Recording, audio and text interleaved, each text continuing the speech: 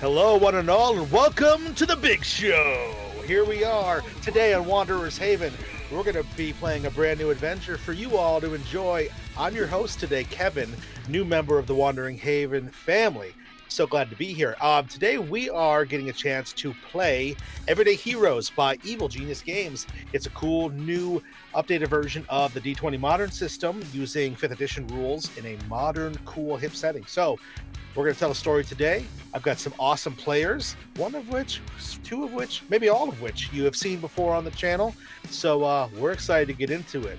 So before we get into it properly, as I said, I'm Kevin. I can be found online at the socials at KevRan Games. I will be your game master today. I want to go around the table and introduce all these fine, beautiful players. And let's go ahead and start first with, man, you know and love, Jeremy. Hello.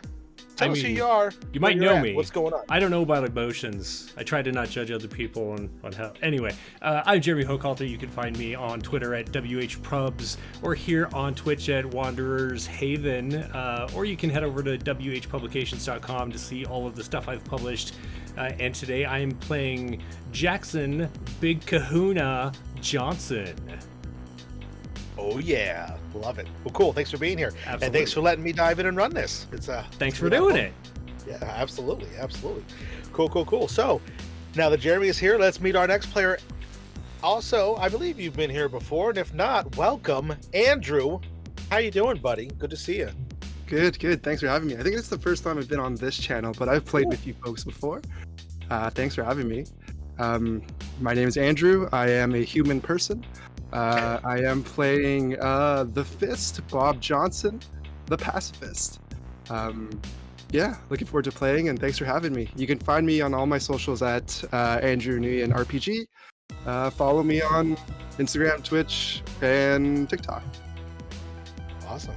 Yeah, looking really forward to this. It's gonna be great. Thanks for joining us at the virtual table. So, alrighty, moving right along. Let's meet a new player. First time playing with this person for me, but I know he's been on the channel before. John, hi. How's it going? How are you? Who, me? New player? Well, I'm saying first time you and I are playing together. Yeah, I've been around. Yeah, you've been around. But yeah, I'm looking forward to playing with you. It's gonna be great crack. I am John. You can find me mostly pictures of my dog on Instagram at Distilosaurus Rex. It's mostly the dog. Follow for the dog. He likes the attention. And I'm playing the Blueberry McDuff, retired criminal. Excellent. I love that. And I'm sure, like the cakes that you probably make, there's layers to that. So I'm excited to explore them all. So awesome. Thanks for being here. Alrighty, next up. Oh yeah, absolutely. Wouldn't have it any other way. So next up, Lou, also my first time sharing the table with you. So Lou, tell us who you are, what you're all about, and where we can find you. Hi, I'm Lou. That's my name. I'm on Twitter mostly at FavoriteLou. And today I will be playing Ralph Pinpoint Time, who likes throwing things. Ooh, nice. Very cool. Well, awesome. I'm looking forward to sharing the table with you. I've seen you do stuff on Wanderer's Haven before, so I'm glad to see this, and it's going to be a good time. Finally, last but of course not least, we have shared the table before, but not here, so here we are doing it. Sid, hi, how you doing? Good to see you again, man. Hey, glad to be here. So today I will be playing Cannonair Lone Danger Durango. Everyone just calls him Dodge, though. And if you can find me on the socials at _Sundance Sid, come by and say hi. Excellent. Well, this is great. Yeah, this is a great group. I'm excited to have everybody here. Thank you all for tuning in, and thank you all for joining. So let's go ahead. Let's dive into this properly. Let's take us back, way back. Of course, everyone out there remembers the wrestling fanatical team of the Danger Five. Danger Five, these team members were specially brought together as children or at various ages, trained by the former wrestling master and superstar Master Teacher. Master Teacher has trained all of them to be exquisite combat aficionados, as well as their secret other profession when the lights go off and the wrestling ring is closed. These five have experienced a little bit of some espionage as super covert agents.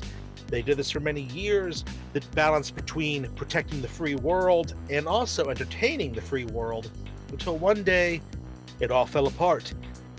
Master Teacher went his separate way, and the evil producer, the masked vigilante mastermind behind the villainous heel organization, ripped away the title from these five, and thus the end of the Danger Five began. It has been some time, nearly a decade has passed since these five have seen one another and have been the masterful team on Suplex Island, where they were all trained.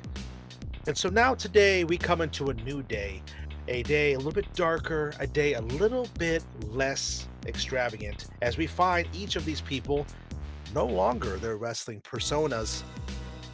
In a distant area, we find there is a mall that is in a somewhat rundown section of the city. The mall has very many stores, and on the upper level of the mall, there is shining bright and beautiful the Old Navy sign. There is tons of people going in and out of the Old Navy today carrying bags and different garments as they are doing their shopping. And right next door, next to it, the sign, a little bit dingy, a little bit burnt out, is a single figure that we find in a back office. And Bob Johnson, tell us, what do we see, Andrew, as we come in on Bob Johnson in the back office of his failing dojo in the mall? You find Bob hunched over a desk, receipts everywhere. He's extremely stressed. Unfortunately, his dojo is failing. Not a lot of folks appreciate a white man teaching martial arts, especially a white person who's teaching Eastern martial arts. Bob Johnson is a older gentleman, thin, vegan, but muscular. He is what you would call a helicopter parent, crunchy, munchy, Birkenstock, rockin' man. If you got to know Bob, you know that there's no mean muscle in his body. And the reason why he started his dojo was to help other people use breathing techniques and the way of the fist to help calm their nervous system, help them ground, and maybe not use the fist for fighting, but as a way to navigate the world. Unfortunately, his dojo is being canceled for cultural appropriation, and he's not getting as many signups, and people are quitting. Bob is a little stressed and is worried about how he's going to take care of his family. Yeah, absolutely. And Bob, you've fallen on some hard times, and in these hard times, we see the office piles of unpaid bills, overdue stamped on all of them, receipts and different accoutrement around the room, semi-burying you in their number. And suddenly, amongst all of this, buried beneath these papers, the phone rings. Bob answers it. Hello? Fist. Who is this?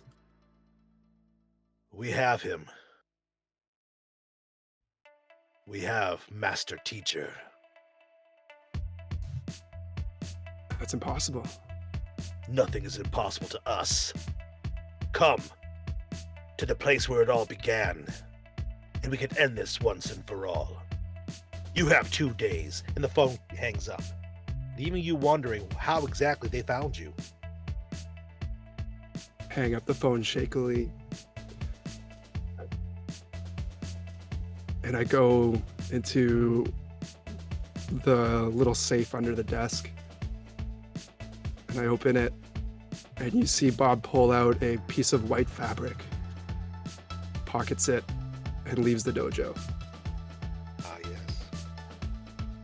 And as he leaves the dojo, we are going to cross-cut across the country to a different city, a different place.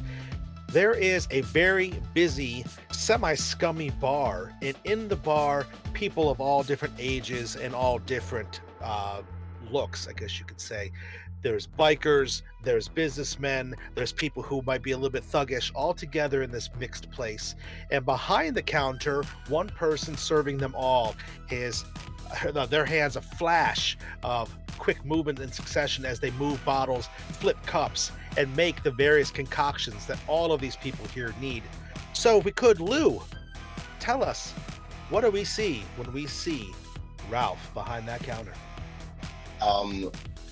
You see a sort of mid-30s,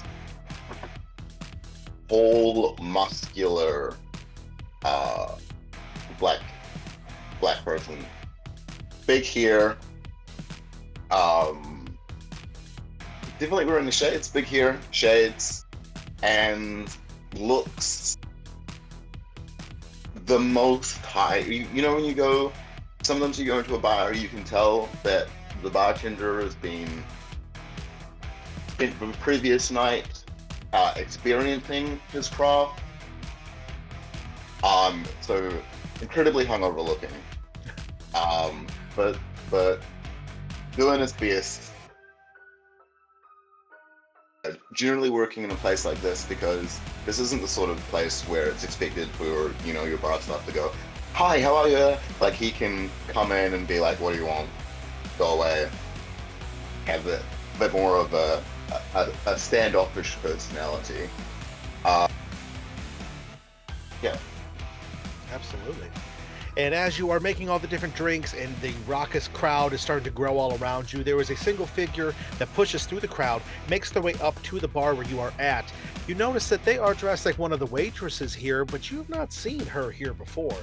She comes up, she sets down a napkin and places a beer on top of it in a bottle. The beer is not one that you guys have here, so it strikes you as odd. Her eyes meet yours for just a moment. She peeks a single eyebrow, and then she turns and disappears back into the crowd without a word. Well, I'm gonna clear the bottle off the bar immediately, because absolutely cannot have outside alcohol in here. I'm gonna snap my fingers at the bouncer, point at the girl, indicate that she needs to go, because again, you cannot be bringing outside alcohol in here. And I'll have a look at the napkin. You take a look underneath the napkin, and written in a tight, clean hand, it says, "We have your master. Meet us where it all began. You have 2 days." And as you look back up, you see the young lady at the front door. As she gets to the front door, the bouncer goes to reach out to grab a hold of her. She, in a quick movement, puts her hand up over and around his. There is a pop sound as his arm snaps off of her shoulder. She does a quick 1, 2, 3 to his chest and stomach with a final kick to his groin. He hunches over and eventually falls to his knees. She does not look back as she slinks out the front door and disappears into the night.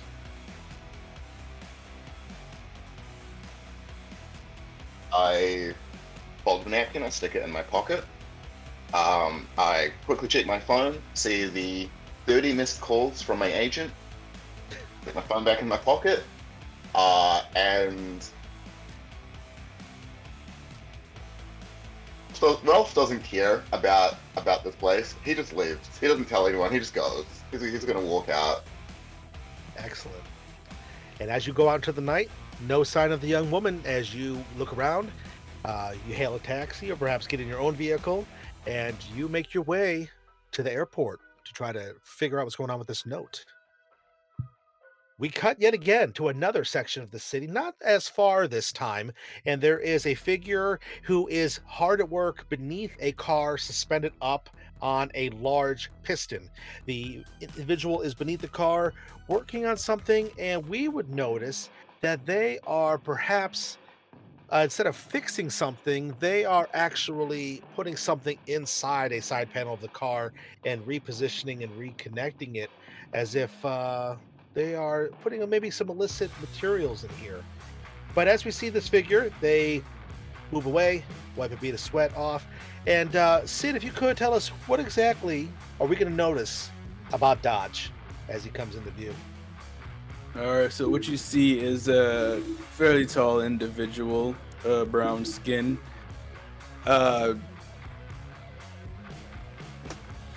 Just all around, he just looks like a mechanic. Does just wiping his hands, hands black with the oil and everything under the car. Shoulder length dreads, and just amazing to look at. Absolutely. You take a look up to get a check on the time. You know it's close to your shift being over. And as you look up, there is a scrolling marquee that is next to the time card and next to the clock on the wall. You see that the words across it say the typical quick lube, brake lines done for cheap. And then suddenly you notice a new wordage coming through here. And it says, Lone Danger, we have your master. You have 2 days to return to where it all began. H-E-E-L.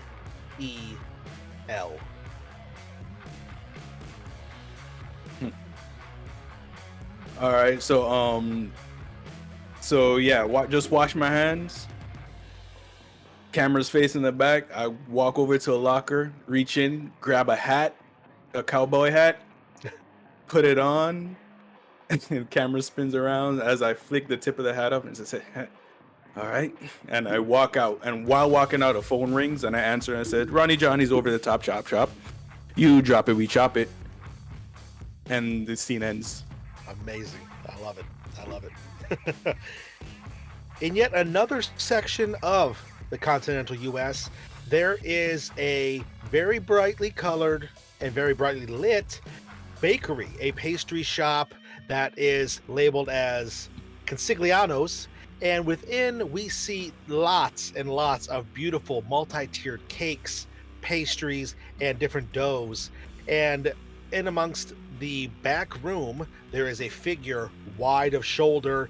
He seems to giant over the table where he is mixing and kneading and creating confections.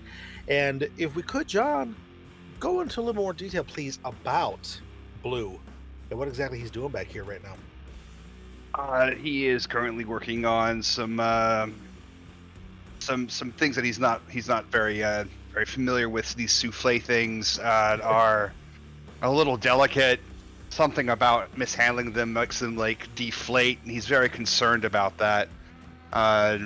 He's got the theme song to Martha Stewart Living playing on repeat in the background, so that he can kind of focus in on the delicacy that he is preparing, while trying to multitask the setting of the frosting and making sure that the cupcakes in the oven are evenly baking. He's in his flow. He's not doing anything too hard. He's not doing anything too fast. He's not broken anything today. He's feeling pretty good. Absolutely. I love it. There is a gentleman at the front who comes back in. Hey, yo, Blue, you got a problem here? And he takes a small box and he slaps it down onto the counter next to you. And you lift back the lid to see that inside is a cake. And what's written on top is all messed up. It does not look as great as it could. The flowering and the different decor on it just looks really terrible. It looks like a cake that was made here, but definitely was not decorated by you. What do you think about that? And Blue is he's going to probably hold back some tears. He's a big man. He doesn't cry, but this is his passion. This is his art. And how did this get past QC, man? That's me. I'm QC. I fucked up again. Do it over. We're gonna have to do it over. Comp him some blueberries or cookies or something. Muffins. He'll just stammer and fight back the tears of frustration. Absolutely. And as you fight back the tears through your blurry vision, you see that there is something written on the inside of the lid of the cake box. It's written to What you, does you it would say? guess, because it says, Blueberry, we have baked a trap for your master, and we have him at the place where it all began. You have 2 days. And you It's probably instinctively gonna be know a- who it is. Well, that I didn't know they were into baking. Did they deface my cake? It looks like it. And they got my master? Oh, yes. They got my master and they defaced my cake. It's gonna be just a fist onto the table. Table breaks. Yeah. Takes off his apron, throws it to the other guy. Not a word. He just kind of walks right through the door, leaving it unhinged slightly as he slams it open. Goes walking down the alleyway. Grim determination on his face. Wiping a little bit of like frosting off of his face. Takes a taste. He cracks his knuckles. Yes, I love it. Absolutely. And that gentleman who brought you the cake, hey, where do you think you're going, Blue? Who do you think you are? Quick smash cut. Bright, beautiful, sunny beach. Many people around. Photos are going off in all different directions. The waves are crisp and clean and beautiful, but not as beautiful as the biggest wave here, the Big Kahuna. Jeremy, what do we see when we see Big Kahuna strolling down this beach? Well, first, he probably is the largest structure there, but upon each shoulder is a surfboard that's laying flat, and upon those surfboards, each has a woman in a bikini, and he's just walking down towards the actual surf line. Excuse me, pardon me, royalty coming through, wrestling royalty. That's right. Excuse me, and he just like walks them down to the beach, and then like shrugs off each one and sets down their boards and winks at them. Call me if you need a ride later. Don't worry. Never be afraid of the size of the wave. And then he begins to walk off again. He is a very chiseled, very large man, dark tanned skin. He's wearing these brown sunglasses, and his like very short hair comes down to a widow's point on his forehead. He wears some pretty ostentatious, I think is the word I want to use, clothing. Very bright colors. You can't miss him. And who would want to, really? Right?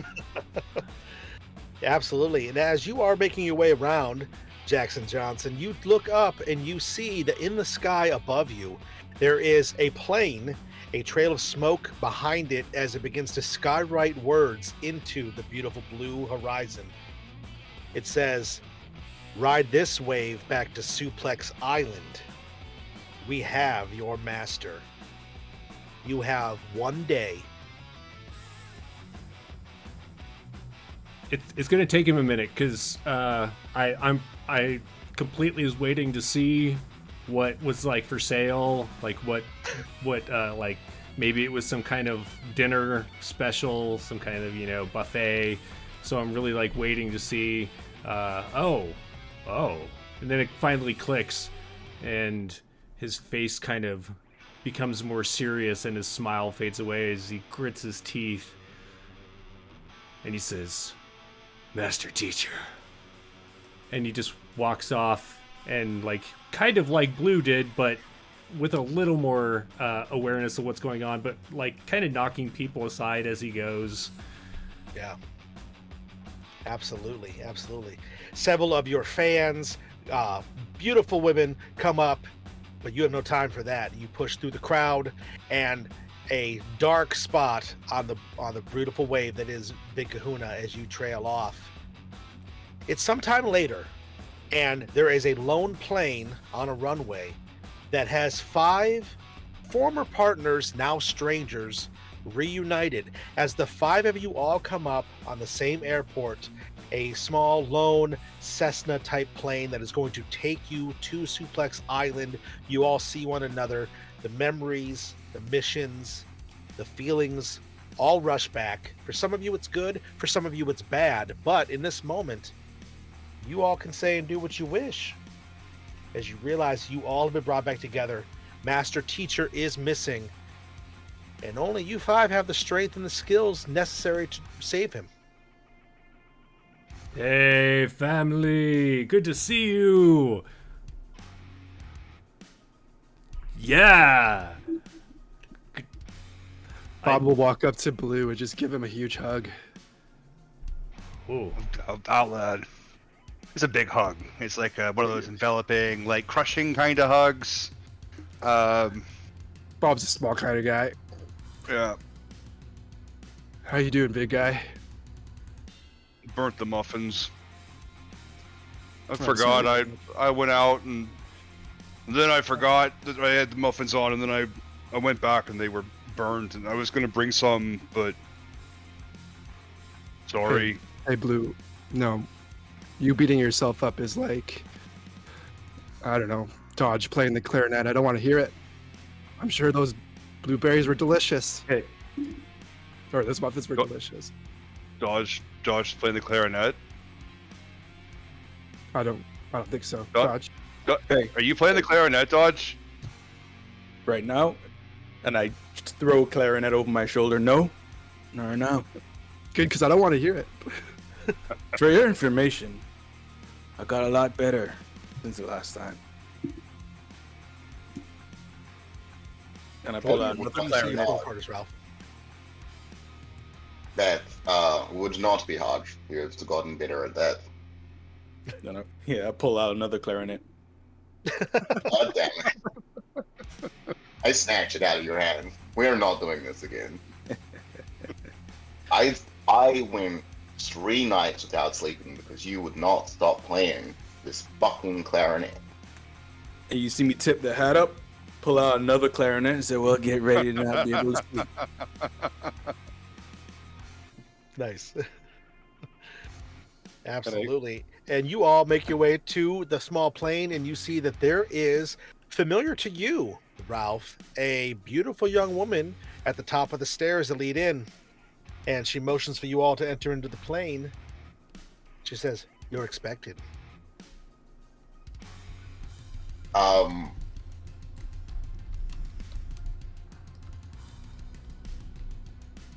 trusting. So what? I'm gonna walk onto the plane. I'm not gonna say anything to her. Okay. What about everyone else?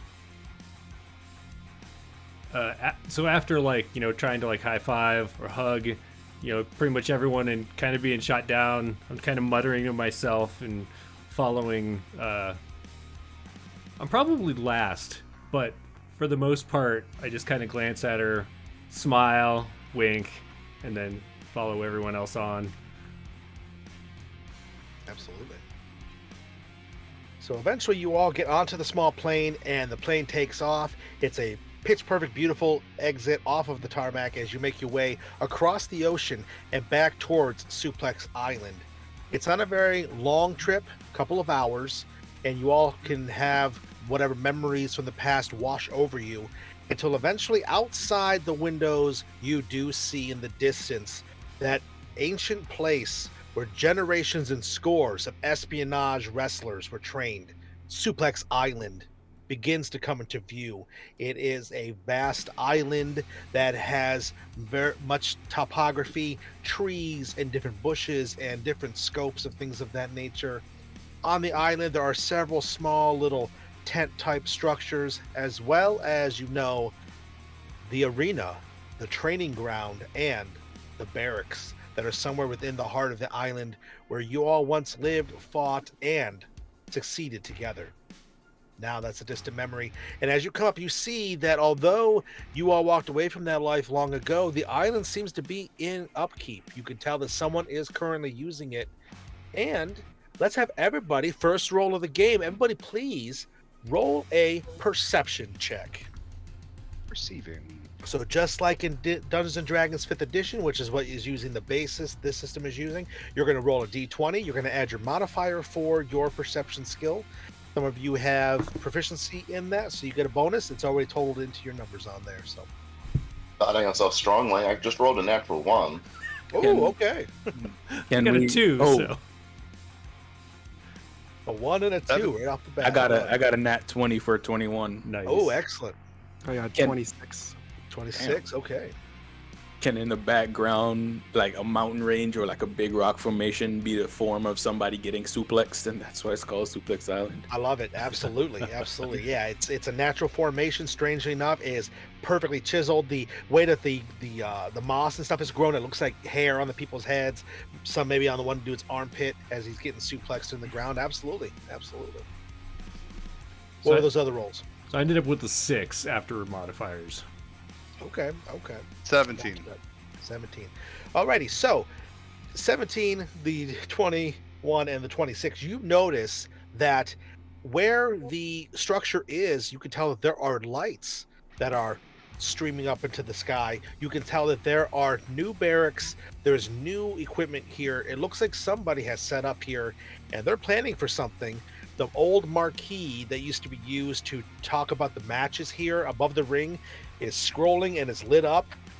You can tell that there is a match going to start here. You circle around the island once in the small plane before touching down on a runway in the southern end of the island. And as you disembark, the young woman stands up and she says, "I don't need to tell you how important this is. Heel has been waiting for this for a very long time. Thanks for answering the summons. We look forward to ending this once and for all." As she motions for you all to leave the plane. Oh wait, she was in on this? I'm fully Oh. asleep. The natural 1, I was fully asleep. And until someone wakes me up, I will remain asleep. I elbow Ralph. Ugh. We here? What I miss?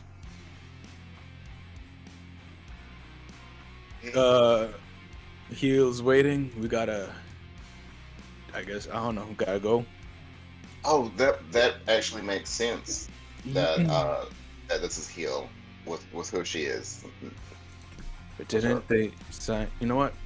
Yeah. All right. Oh right, yep. They sure did sign the note they gave me. I knew that. And as you all begin to disembark, one by one, you make your way down the steps. And for a moment, we have a flashback of each of you back in the day in your wrestling persona as maximum as possible. Let's go through and let's start with Big Kahuna. Of course, you're the first one off. How did you used to enter the ring back in the day? Explain to us as we see the flashback of you in all your glory, your entrance walk. I have no idea. Let's see. So entrance walk. So what does a wave look like? I didn't think of this. I feel like he'd come out and he'd stop like partway down the aisle, and then he would start the wave to go around and then come back through. Yes, the entire arena goes Right. into it. The wave one's hands and a ripple all the way around and then back to you as you flex and you are ready to go. There is music blaring behind you, illuminating. There's flashes that go off, not unlike looking like water flying down around Oh, you nice. as you make your way towards the ring. What about you, Fist? How did you enter? Yeah, so all the lights would be shut off. And then There Ain't No Rest for the Wicked would start playing. And there'll be a light show, flashing lights, white and green and blue and red. And you would see a figure in a full hooded, I guess, robe, silk robe that they kind of walk into. And he would just slowly walk down the aisle. And then once he got onto the stage, he would take off his robe and you would see a vest on him, and you'd see cuffs on him, and you'd see cuffs around his his shins, and he would undo one cuff and drop it to the ground. It would hit the ground, it would shake, and then he'd take off another cuff and he'd drop it on the ground and it would shake. And then he would do the same for his ankles, and then finally the vest would come off and it would smash onto the ground. And finally he would just take off his robe and be ready to fight. Absolutely. This wiry Bruce Lee thin guy, power coursing through him, making his way into the stage. Blueberry, a big, large, powerful form. How does your entrance differ than these other two? Oh, there's definitely a burst through a wall, Kool-Aid Man style. Yeah. Just boom. There's gonna be probably plenty of like crushing of bricks, breaking of bricks, smashing bricks in my head. You gotta get yourself like riled up. You gotta get yourself like built up for that. Blood flowing. Get the blood flowing. Get the maybe even like a little bit of blood on the face. You know, makes yourself a little scary. In a very simple blue a unitard singlet, looking like one of those Fruit of the Loom fruits, just blue. Love It's a big round dude. Absolutely. The crowd's Smashing going shit nuts. along going down the ramp, breaking shit, throwing Absolutely. chairs. Yeah, crowd's throwing Yeah. popcorn and food at each other. It's all the rock as possible. Absolutely. And Pinpoint, Ralph, how do you enter? Ralph would usually enter like 10 or so minutes after the match actually started, and partway through the match starting, the opening portion of Another One Bites the Dust, just that dun dun dun, would be extended and like repeated multiple times. And then like all of the cameras and stuff that start to scan the audience as this was playing, and everyone's going wild, and then spotlight, all of the cameras in one spot. Always hidden away in the audience somewhere, but also very obviously, like, well, as soon as the camera's hidden, it's obviously not anyone else.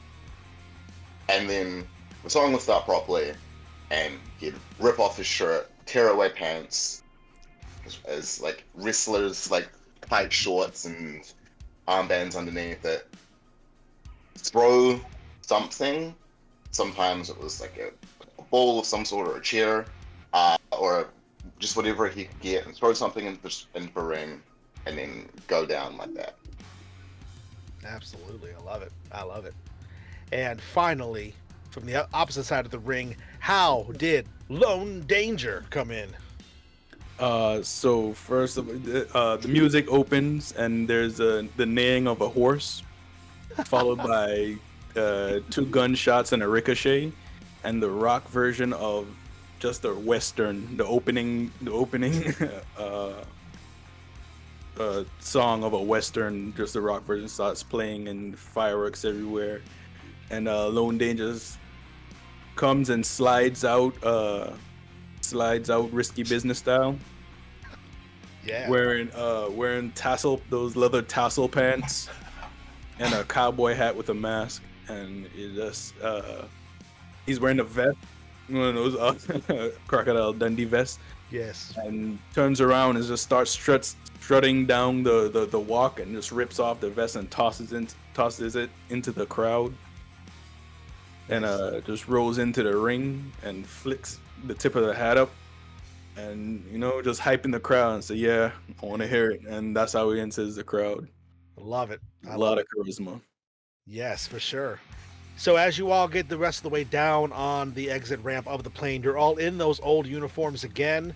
They don't fit as well as they used to, but you are here.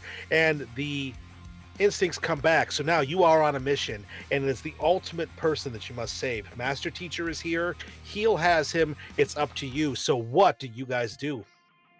How do you go about this?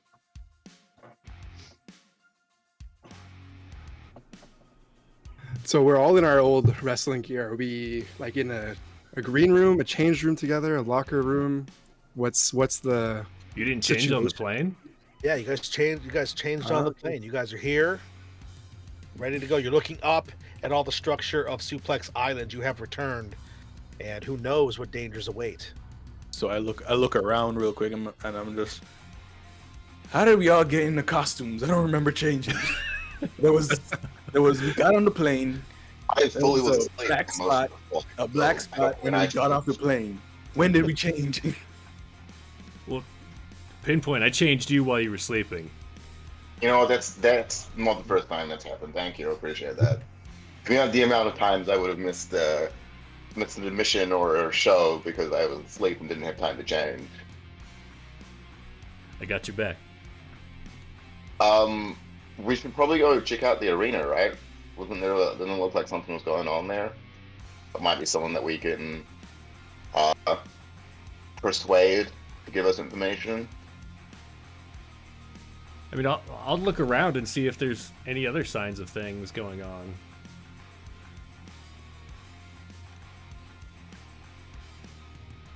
Is there?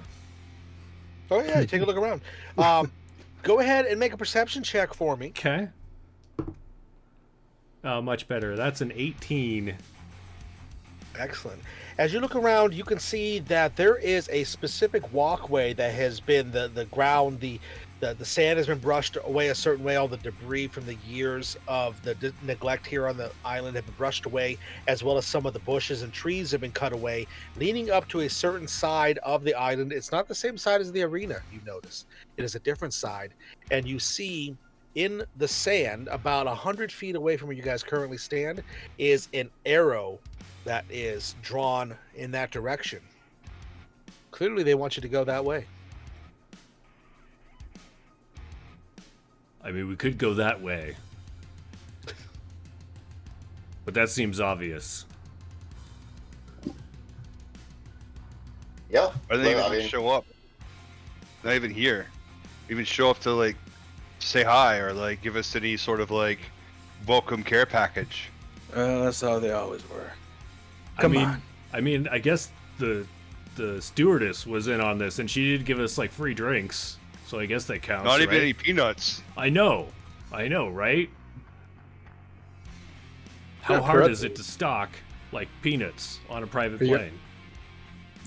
Bob will go into his cargo shorts and pull out a bunch of almonds and be like, "Anybody hungry?" Like, Well, they just some loose, I miss Yeah, your they're- pocket almonds. they're pocket almonds. We There's need some loose protein. pocket almonds in there. Absolutely, and he'll whoever has a handout, he'll give a little pocket almonds yeah. to Oh folks. yeah. I have a handout, Yeah. yeah, for sure. Yeah, it's just- Hey, let me know if you're a little hungry. I have granola in the other one too. yeah. let me get- Pull out granola. I'll give it to Blue. You got craisins in No. there anywhere? The pocket granola is a classic. I gotta get some pocket granola. No one does pocket granola like you. Nope. No craisins? No, it's too sweet. God damn it, Bob. This is I did always like when you put the craisins or the raisins in your pocket, Mm. especially after they're stale, because you know they kind of warm up and get soft again. Yeah, 10 years all over again. From all around you, you all suddenly hear on some sort of hidden loudspeakers a familiar voice. Welcome back, Danger 5. It is me, the producer, Master of Heal. This will be our final encounter. I have captured your master and brought him here to make sure that you all can feel defeat in my hands once and for all. Do you accept or yield? Can I we don't talk even- about it? Can we take a vote? I don't even know what yield means. No, It really. is What 3 in the yield? afternoon, and your master will die at midnight. Unless you come and you fight me and my boys. Oh, so we got time to stop and have a snack then, right? We have a Yeah, little because- meal first. The The producer granola. is not amused by your levity. So you say Well- that this fellow sounds familiar. Do we Yeah, know? it's the producer. Do Oh, we yeah, know he's- the producer? The producer is a masked vigilante type character that is in charge of the HEAL organization. His identity has never been revealed. Gotcha. Gotcha. But he was always the thorn in your side, both on and off of the ring. He was involved in being in charge of this evil stable called Heel that was your arch nemesis, as well as being in charge of all the covert and terrorist type stuff that was going on in the world at large at the time. So this is a bad dude.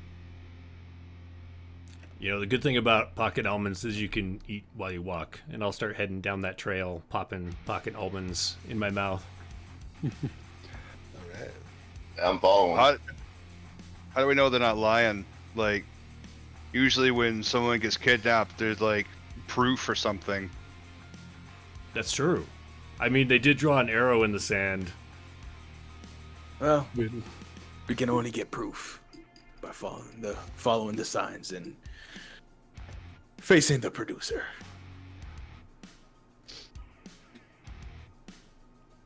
And I walk. You all go? All right. Yep. You all start making your way down that walkway, and as you do, it goes up further into the tree line, and you can see that ahead there are sections of the building here that have been partially renovated and changed since the last time you were here. And specifically, you can see that as it goes forward, after about, I'll say, half a mile of trudging through this tree line, it comes to the inside to where the walls would be. There are two distinct openings here. Clearly a split in the path that could lead one way or the other. Any markings or indication, like arrows or guidance for us? Sure, you don't initially see anything, but you all can investigate if you want to see if there's anything more concrete. Absolutely. Sure. Yeah. Oh, we're going up in the world. That's a 9 plus something. Is this probably. an investigation or is it a perception? This time would be an investigation. Okay. You guys are actively looking for something. Yep. I got a That's a 5. 10. 9 better than last time. A 10. Okay, we're getting there. We're getting there. 17. 17. 3. 3. Oh. Ew. I'm picking some almond skins out of my teeth. What was your roll, Lone Danger? 5. Oh, 5. Oh. So you all look around and you don't see any sign of whether or not which way is the right way to go. There's the left and the right. You can see that there is some eerie lighting coming from inside both of them. Maybe torchlight, maybe tiki lights, maybe something else. You turn to look back towards the western horizon and you can see that the sun is beginning to dip even lower. You have probably about another 20, 25 minutes until sundown, and then you will have limited time to find Master Teacher. So I take the clarinet. I was like, this is getting us nowhere. And I throw the clarinet in the air and spin it, and whichever way it lands is the way I'm going to go. Oh, interesting. Okay. Go ahead and roll D20. Alrighty, daddy. If we have 10 is, or below, it's going to go to the left, and 11 or 4. higher, go to the right. Yeah, that's a 4, so we're going to go to the left, I guess. Yep. It lands and spins, pointing mostly to the left. Alrighty. Left it is. And I pick up the clarinet and I just go. All right. Do you all work in unison, or do you split the party? I'm gonna go with Dodge. I mean, the clarinet never lies. I mean, you have to follow the clarinet. It's like the This is heart a- of the music. This is a time-honored strategy. Yeah. for the Words of class. wisdom, yeah. I mean, you say that we're running out of time. Maybe I should go the other way.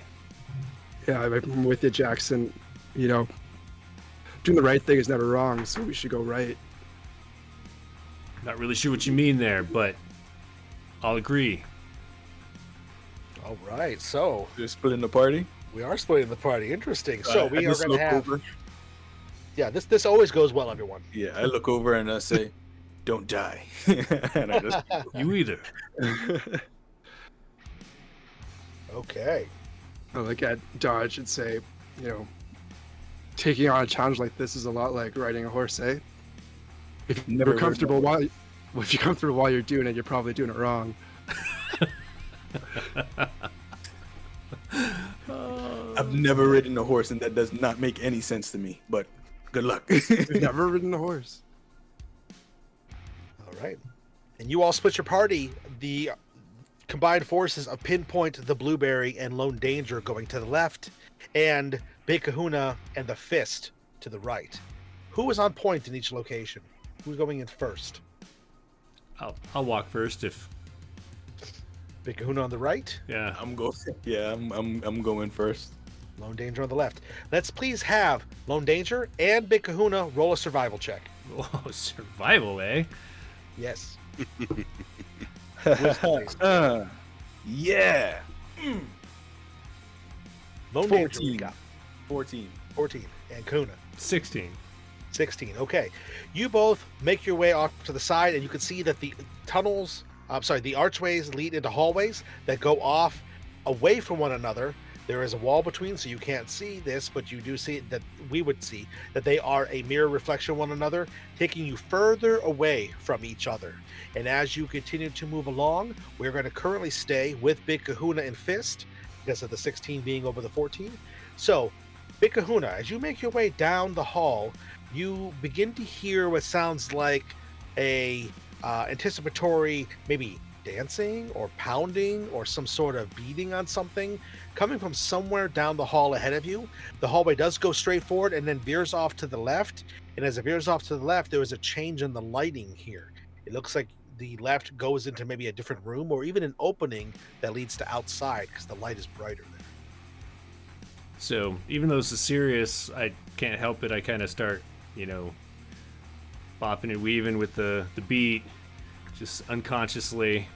And I'm gonna peer around the corner while tapping out this bass line. Absolutely.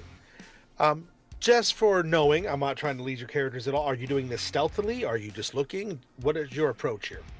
I'm just peeking. I'm not necessarily trying to sneak up because that sounds pretty loud up there, and just kind of peek out. Okay.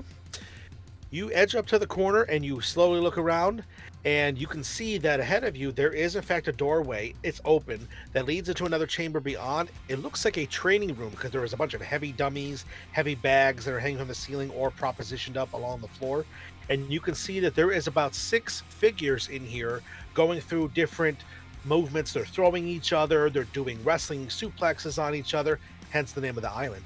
They are doing locks on each other. They are doing different practice moves. You can tell that these are wrestlers in training. Something that you notice about all of them that is the same is that all of them are wearing masks. The masks have a very distinct, very noticeable and familiar H on the forehead that marks them as the lowest recruits, the mooks of Teal.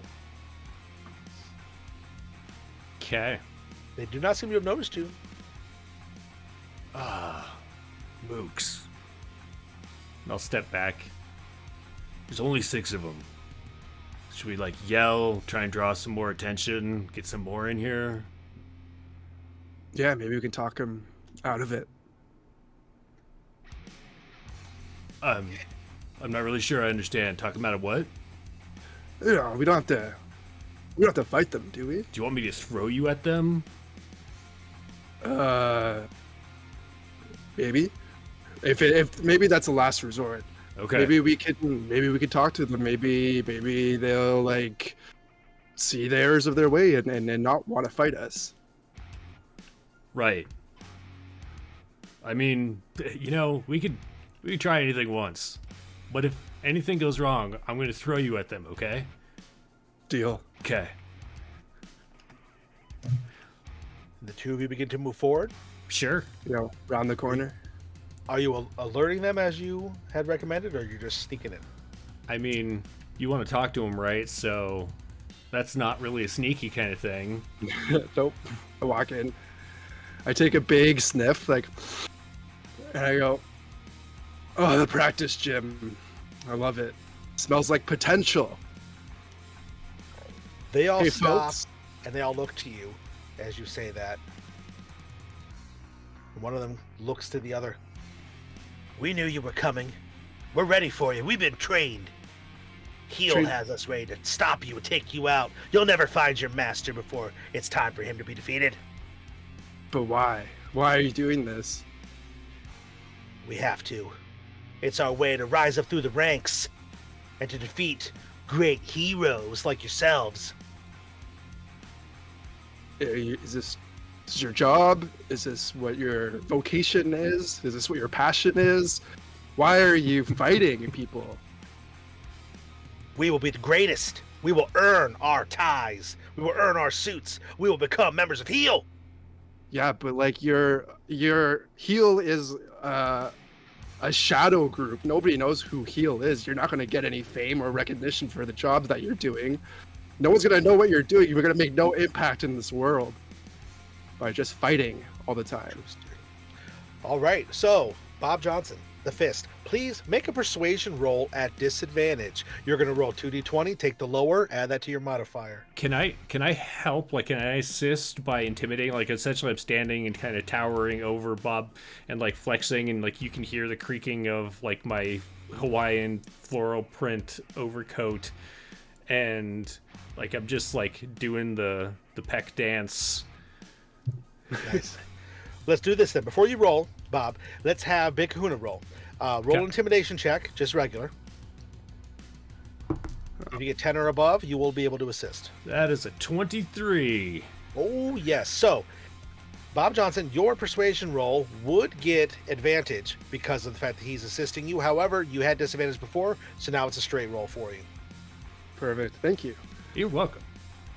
All right, so persuasion roll. Yes. That is 14. 14. And you can see that amongst the 6 of them, there's one of them in the back who kind of, and then realizes the others are seeing him starting to agree. You can tell you have not won over the crowd. They all get into position to fight you. And that one who was talking to you already says, "Come on, bring it, man." Hey, guys, just listen to your gut, you know? On the way down your gut, check in with your heart, you know? Between those two things, you'll know what the right thing to do is, right? We'll listen to our gut. You're going to listen to you hitting the ground. Come on. And You they feel- move in. Bob, you feel a clenching feeling on the back of your pants, and I go limp, yeah, I'm like, remember to tuck and curl, and I'm gonna Yeah. throw Bob. and I hold a fist out on my way. All right. Do a quick athletics test for me, please, Big Kahuna. Now, you all have 18. talents and feats that might apply to things, so keep an eye on your different Oh. various features. So I don't know if you guys have anything specifically that aids in this kind of stuff, but you might. It's got an 18 on that one. Okay. And Bob, you leave the ground fist first. You go flying in towards these guys. And as you are flying in towards these guys, in the other hallway, Lone Danger, you are leading the other two down the hall. What is your approach? Are the 3 of you moving stealthily? Or the 3 of you moving quickly? What is your approach here? Looking at my personnel, I don't think we can move much. We'll move as stealthily as possible, and as quickly as possible. You know, with our big blue friend here. Okay. Sorry. Hey! You don't have to apologize. It's all right. It's okay. Let's go. You can't help make noise. You know, like sometimes the walls are too narrow, and Yeah, you know definitely. things are underfoot. Yeah, for sure. I get it for sure. I get it. All right, then let's have your side. We're going to do a group test for stealth here. So what we're going to do is we'll have each 3 of you roll stealth. 2 of you have to succeed the DC here for it to be successful.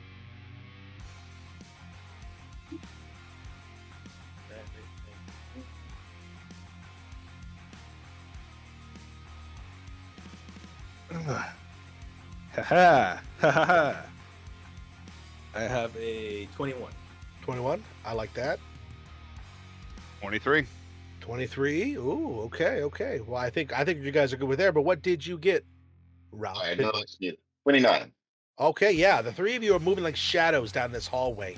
And as you do, you get to the end, and your side opens up into what looks like a very large structure, an amphitheater of sorts. And you can see that on the one wall, there is a big wall made out of dozens and dozens of TVs. And on the TVs, you can see are various sections of the island. There is a lone figure that is standing and staring at all the TVs, his massive arms crossed behind his back. He is wearing a tie. He has a very finely tailored look to it. He has a finely kept beard, blonde hair on the top, and you recognize this figure. This, of course, is Damon Kincaid. He is the man who used to be in charge of WrestleMax Entertainment, WME, that you all were part of back when you were the Danger Five. And he is looking, and he has a concerned look on his face, like he's looking for something.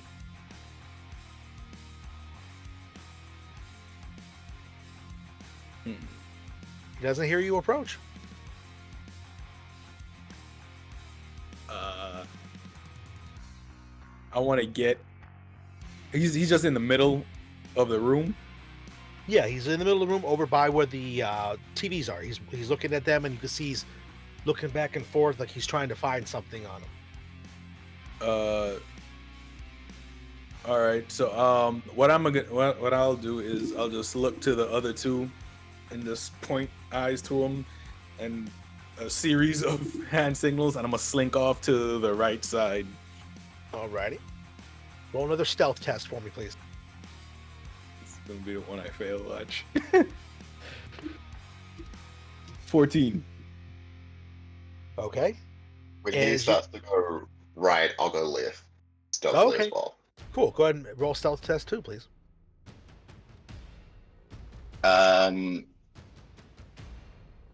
19. 19. Okay. Blue, are you staying in the hallway? Are you moving in too? How are you going about this? Well, the two of them are gonna go their own separate ways. Like it was a wild fluke that I was able to move like the wind as I was going with them. The best offense is an offense. I'm not even sure if we're offensing this guy, but what I do know is that if that guy's looking at me, he's not looking at them, and there's a lot of me to look at.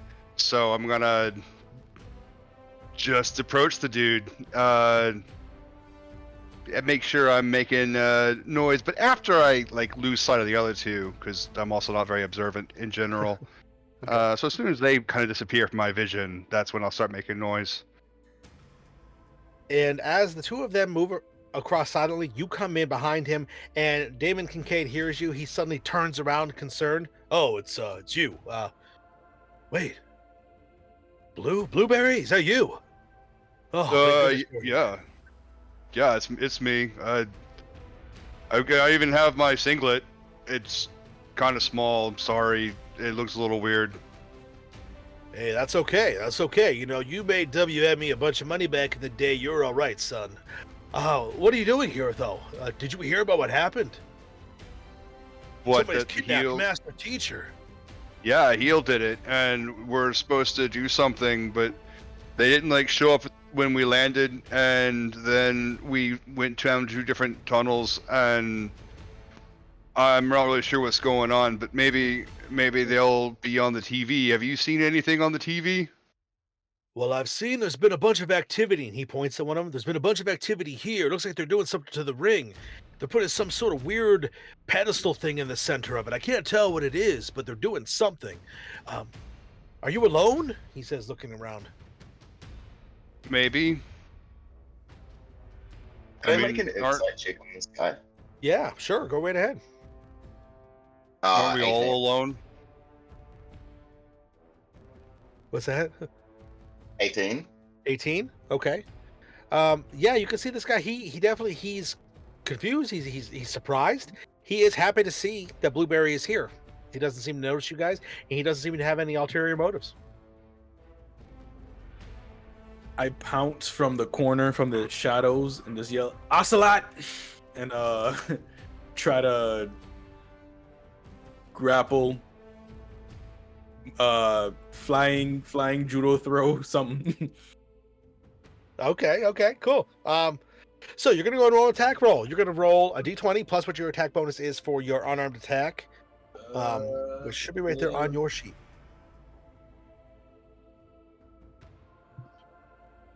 Weapon. I don't see it unarmed. It's probably gonna be the same as whatever your melee weapon is then. 14. I don't have a melee weapon. You have a melee weapon? Oh, All right, then what is your strength score? my strength score is 10 plus 0.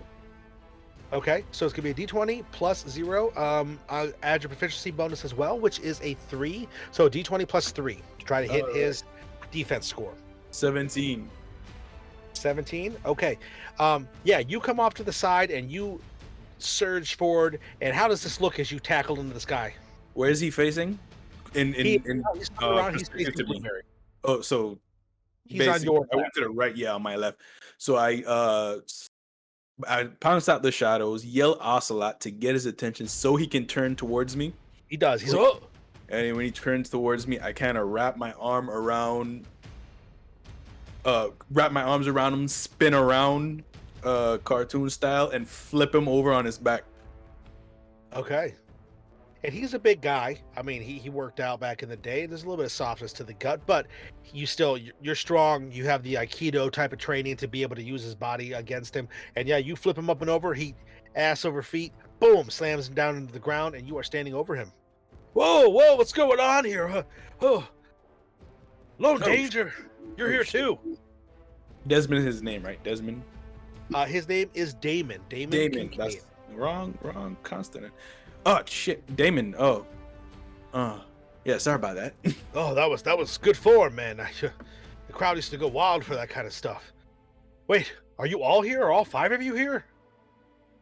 I step out of the shadows when he says that. I step forth as well. It's Avio too. I think he's okay, actually.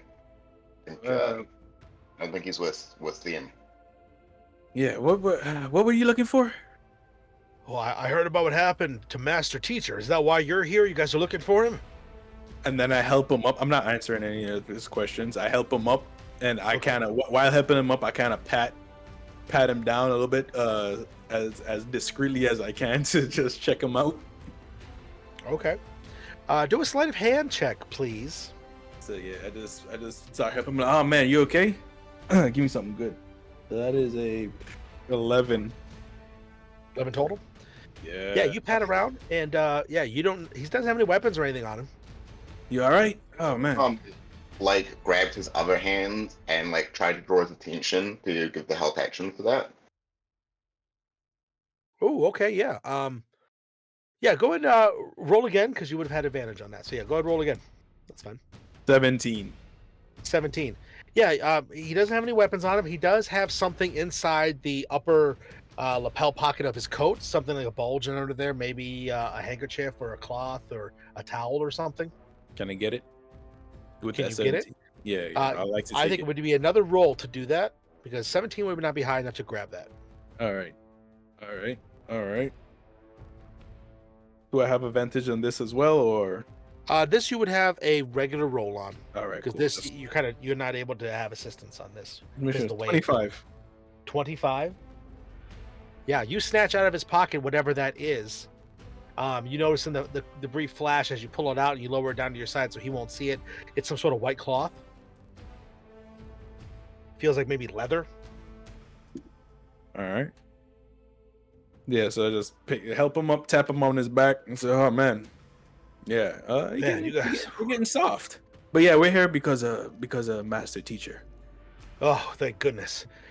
I was just telling Blueberry that they're doing something in the old ring, the old arena. They got something going on down there. There's some sort of apparatus they put in the center of the ring. And he points at that same screen, and you can see it. It looks like almost like a punching bag that's been stood up in the center of the ring. I don't know what it is. I don't know what's going on, but where are the other two? In the other room. Fist, you go flying forward. I'm going to need you to roll an attack roll, please, with the fist.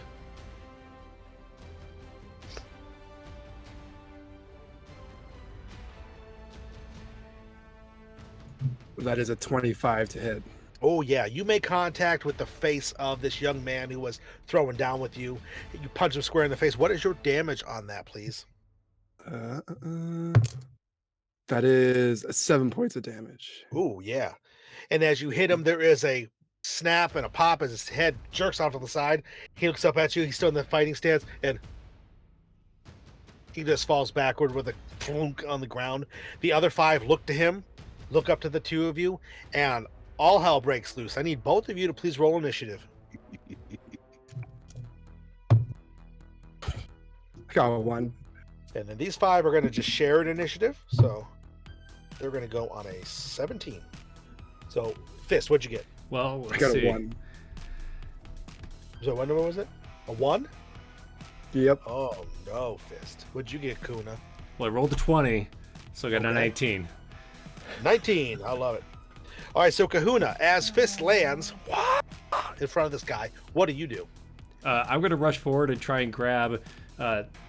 So, like, I threw him at the middle one, and there's, Yeah. like, one on either side. I'm going to run forward and grab them and try and, like, head bash them together.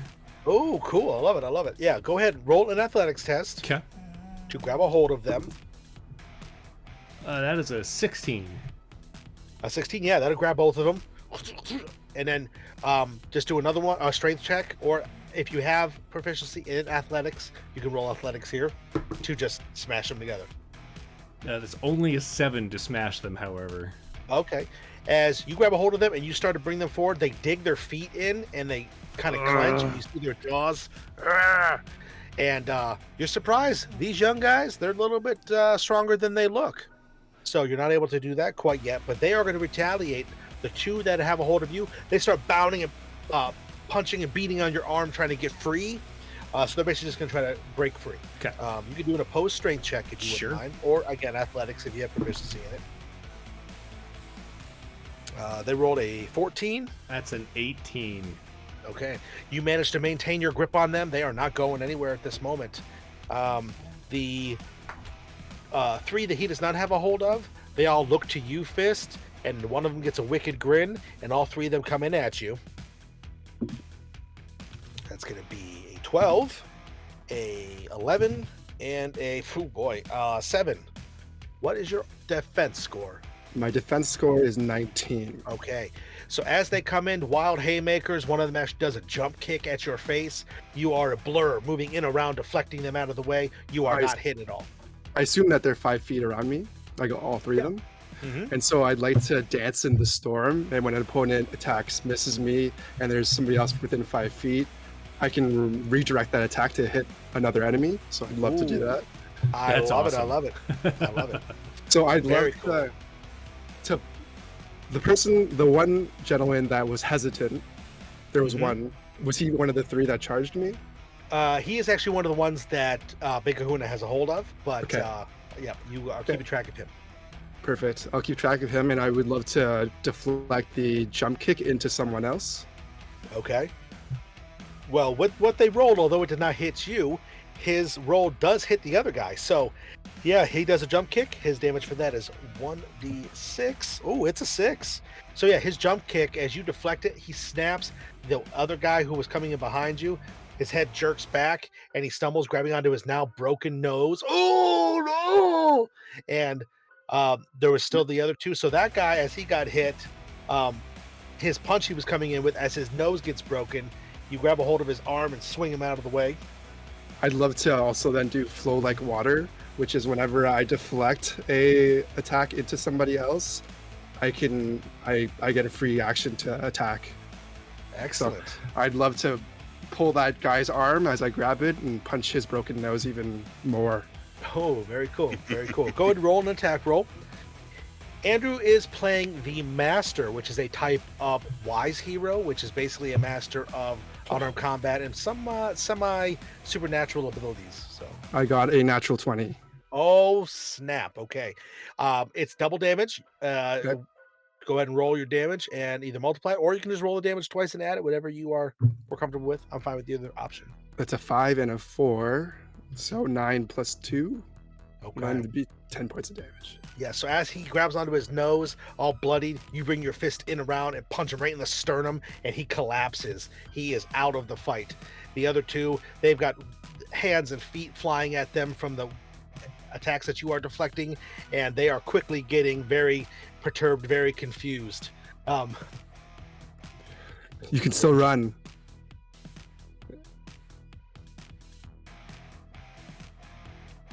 They just look to you at the heat of the moment. They're not sure what to say or do.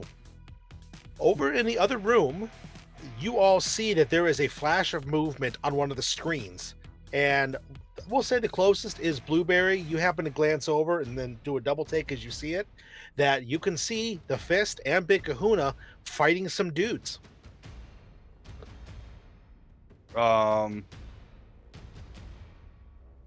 Hey, they're fighting some dudes. Hey, you gotta fight. You gotta kick them like this. I'm gonna try and give some instructions to the television. Blue, Maybe it's connected. It's sure it's connected. If we can see them, they can hear us, right? I walk over as I see the like flying kick maneuver, and I'm just like, rookie move, big mistake. Yeah, I think we should go help those guys. All right. They need help. We should go I again. mean, it looks like they're doing okay. I don't think they need help, but like, Yeah, but what if more people come? They're doing okay now, but you know, we're basically walking into whatever the hell he'll set up. So they might have more guys, you know, lying in wait. So I don't think he'll. self-service on this island. I Is don't there know. a faster way back over there than going backtracking around? There's only one way to find out, and I just keep going. There's an exit to this this part where we were, right? Or is it a dead end? It seems to be a dead-end room. There is the way that you all came in, which connects back to that hallway that they went the other way on. So you could pretty much just retrace your steps and get over there. Damon Kincaid says, "Oh yeah, I'm fine. You guys go help them. I'll stay right here. Go." He motions We for run you it? to go on. Yeah, we take off and we go run to go help them, I guess. Yeah, Alright. let's do that. And Did we when take that run guy? away, no, I don't think he wants to come. He probably will be a hindrance. I don't know. Oh, this is like some sort of security office, right? In essence, yeah. Would there be walkie-talkies in here? Oh, good call. Go ahead and do a look around for me. Do a perception check. I stop him, see him looking. What? Ralph, what are you doing? It's a 5. I'm like on the floor under the desk where there would absolutely not be walkie-talkies. Being like, I'm looking for a walkie. Yeah, lots of dust Walkie- bunnies, but no walkie-talkie under the desk, unfortunately.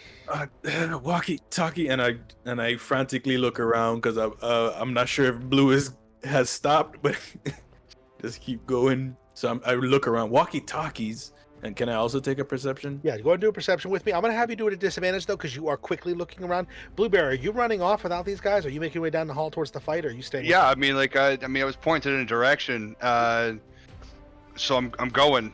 Yeah, absolutely. Yeah, so you go bounding out of the room and full-on sprint, yelling down the hallway towards where your companions are.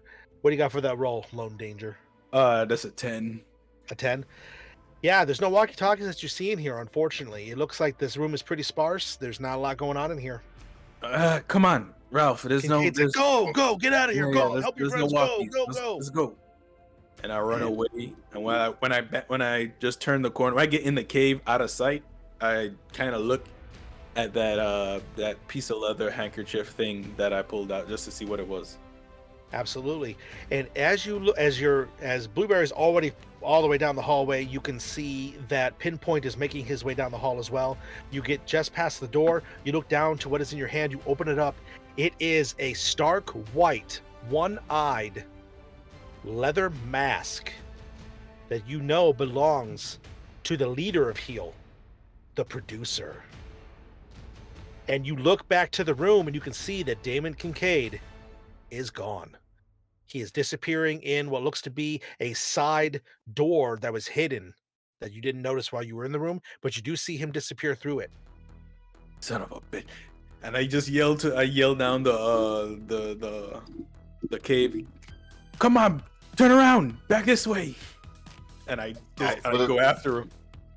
I don't know if they hear me or not, but I go that way. I go after him, I'm probably close enough to turn around and go back with you. and I sneak behind him.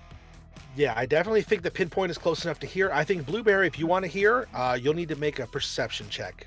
I think you Sure. were just surging down the way, unless you just want to keep on running to help fight. Let's see You here. choose to kill, Perception. Let's see. We'll let the dice decide. Perfect. 14. 14. You do just barely hear him yell that out. Pinpoint, you turn around. You said you went back to the room with him? Okay. Blueberry, you do here? So much like a very fish-laden albatross against heavy wind, there's an attempt to shift on the or pivot on the heel. There's a wide, very wide turn, slams into the wall. There's some crashing as he rights himself to go running back towards the voices of his compatriots who have called him back. Definitely. Yeah, there's more than a few sections of the wall that crumble and break away. Even though they're made out of brick, they fall and crumble down around you. You slam and bounce and pop off of them like a huge blue pinball as you turn on your heels and make your way back towards where Pinpoint and Lone Danger are. Leaving Fist and Big Kahuna by themselves to fight these guys. So, back into that room, Big Kahuna. Yeah. You are still in the middle of the battle. What do you want to do, man? I'm going to go ahead and signature move these guys, which I'm just going to grab them by the scruff of the neck, like by their clothes. And essentially I would like face slam them into the ground and then like kind of do this with them until their bodies were limp and just kind of making a wave. Excellent, excellent. All right, go ahead and do a... please do an attack roll. Okay. Ooh, not so great, I don't think. Let's find out. That's an 11. An 11, okay. You don't manage to get a hold of them. You do grab on to try to do your signature move. It doesn't quite get there. However, you can, because it's your signature move, a little homebrew that we did for our special session here, you can roll a performance check. If you beat a DC of 10, you can roll that roll again. All right.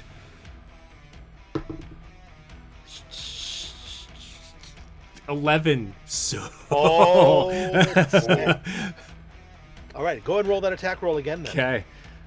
Let's try a different die. Come on, big whammy. 14. A 14 will do it because their defense is 13. So you do manage to grab hold of these guys, and yeah, you just start slamming them and bouncing them up off the floor. Go ahead and roll your damage twice because it's a signature move that worked. You're going to get auto crit on it. Okay. 5. 5. So that's going to be, that's 5 total? Or that is 5 total. Okay, that's all right. So yeah, you bounce their faces off the floor, and you can see they're starting to get all woozy, and they're starting to go limp in your hand, but they are not totally done yet. Yeah, it usually takes a little bit to really get the wave going. I understand. Yeah, absolutely. But hey, you're here to ride it, right? Right. I'm going to say for the time being, those two guys, they're not able to try to get out of your grasp. However, the ones that you are fighting, Fist, there is the one who you dropped. There are the other two. The one, and just the one, is going to try to attack you again. He takes a breath to steady himself. The other one just stands there kind of biding his time. He saw what you just did, so he's not really that anxious to attack you. But the guy who remains, he gets a 20 to attack. Dirty 20. Yep, that hits. Okay. You are going to take 6 points of damage as he does like a little bit of a feint, like he's going to hit you, and then he spins, does a jump hook kick, and his heel slams you across the cheekbone before you land. As a reaction, okay, yeah, I'm going to use defensive order, and I see the attack coming, and I'm like, lean back! And you get to reduce the damage taken from the attack by... So what is my influence die? I was trying to find this earlier. Yeah, your influence die would be underneath your influence. You have a certain number of points. Does it say what it is under your influence score on the front of the character sheet? 4d8. Yeah, 4d8. Wow. Yep. So do I roll 4d8 or just like a d8? You roll 4 of them, and you roll 1d8 at a time. That's what you modify it by, is by your influence of d8. Yep. Okay. As Jeremy is playing the leader, which is a type of charming hero, which focuses mainly on charisma.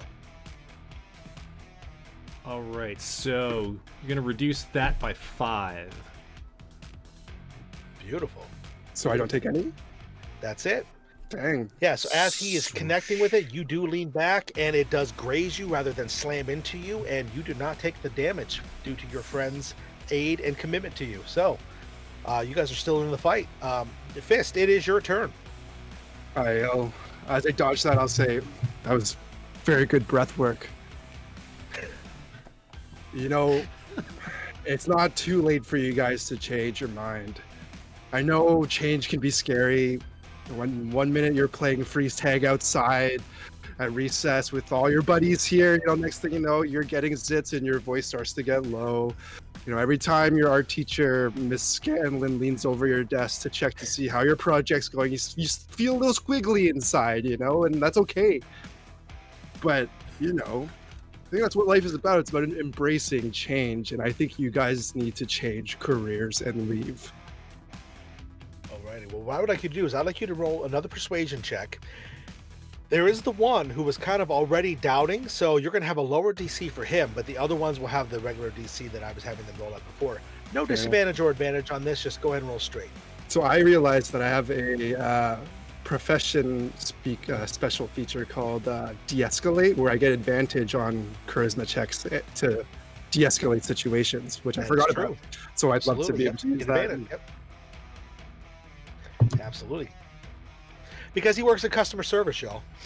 That is a 18. Oh, okay.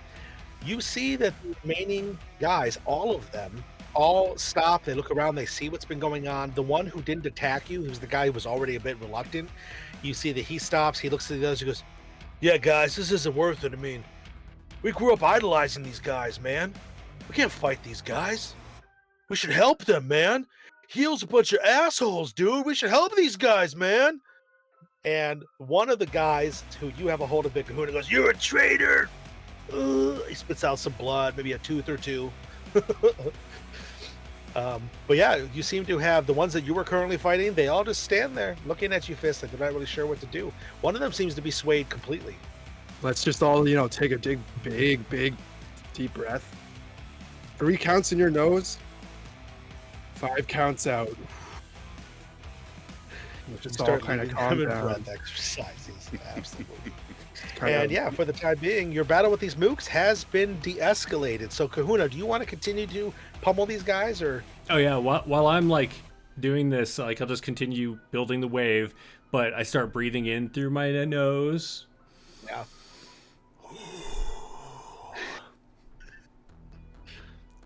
Excellent. Do I need to roll to continue the pummeling?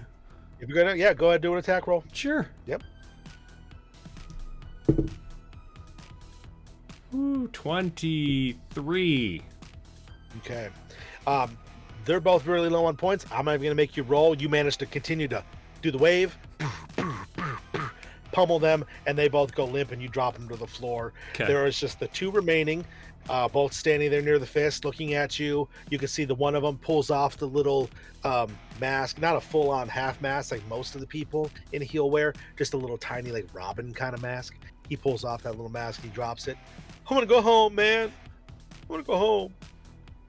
And then that one who you swayed looks at you, Fist, and he goes, "I'm with you if you want my help." What's your name? "My name's Trevor." Trevor. I hold out a hand to shake his hand.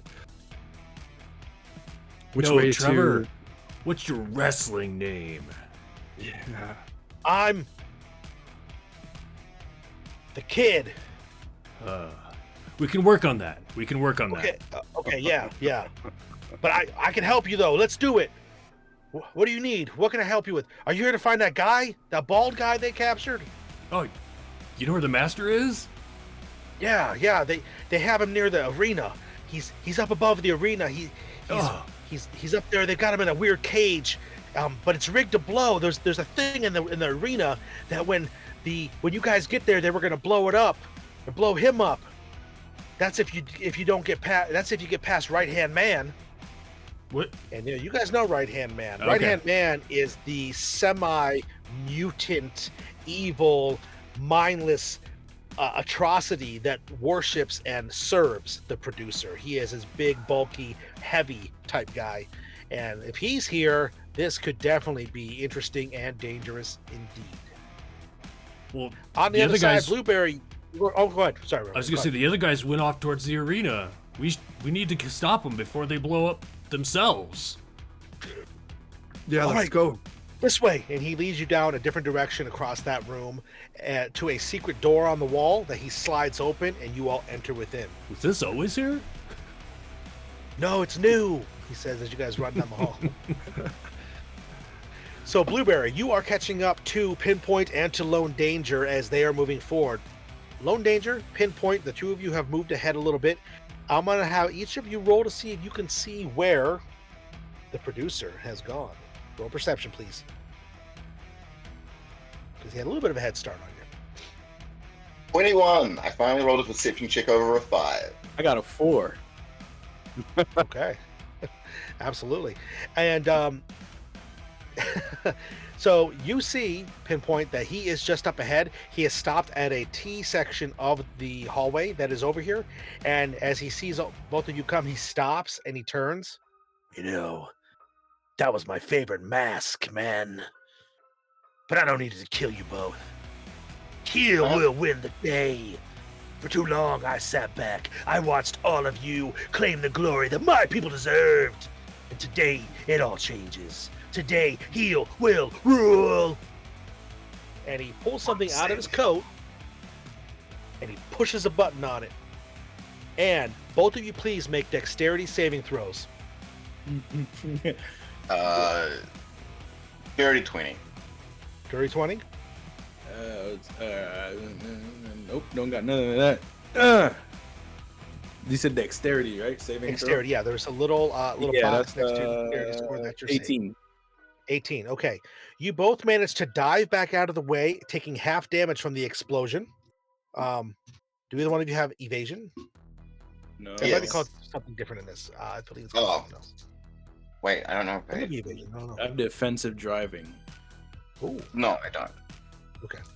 No, I don't have it. That's okay. Half damage is going to be 7 points of damage as the wall explodes, partially caving in where he is at. And as that tumbles down, we're not sure if the two of you are going to be fully buried or just partially buried. As Blueberry, you come running up and you see the explosion as it starts to semi-bury your companions. You see that Lone Danger seems to disappear in the rubble. And on that note, we're going to take a break. We're going to take a break from everybody. We're going to take 5 minutes, let our heroes warm down, get their muscles relaxed a little bit, get ready for round 2, where we're going to figure this out. We're going to face off against the producer and Heel, and hopefully we're going to save Master Teacher. So please come on back, and we'll see you in 5 minutes. So thank you so much.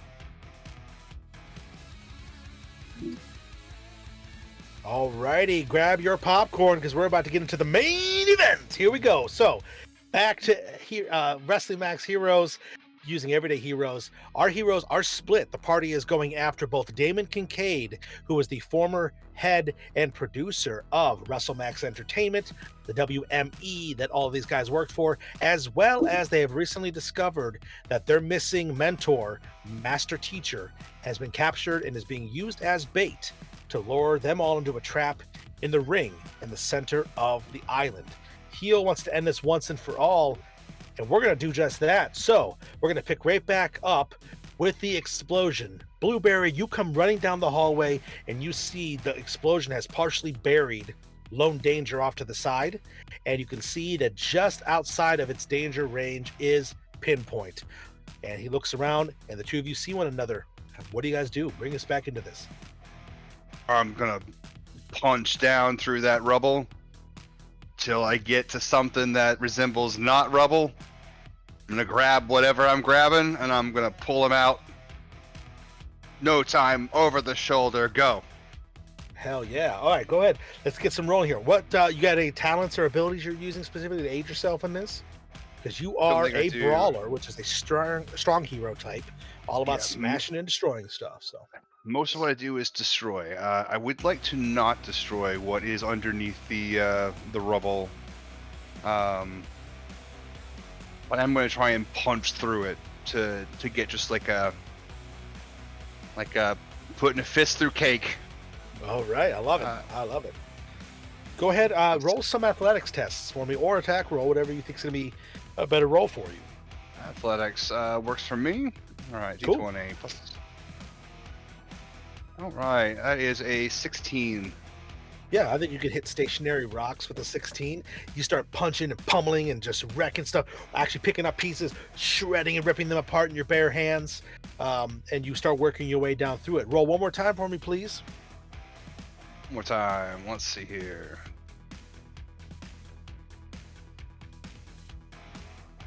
23. Ooh, even better.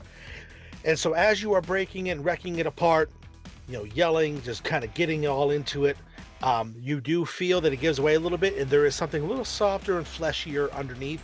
So you start to pull your punches and not decimate that. And you do see that it is, in fact, Lone Danger. Grab a hold, you drag him up out of the rubble. And as you do, Lone Danger, the light is back around you. You can breathe fully again. You're back.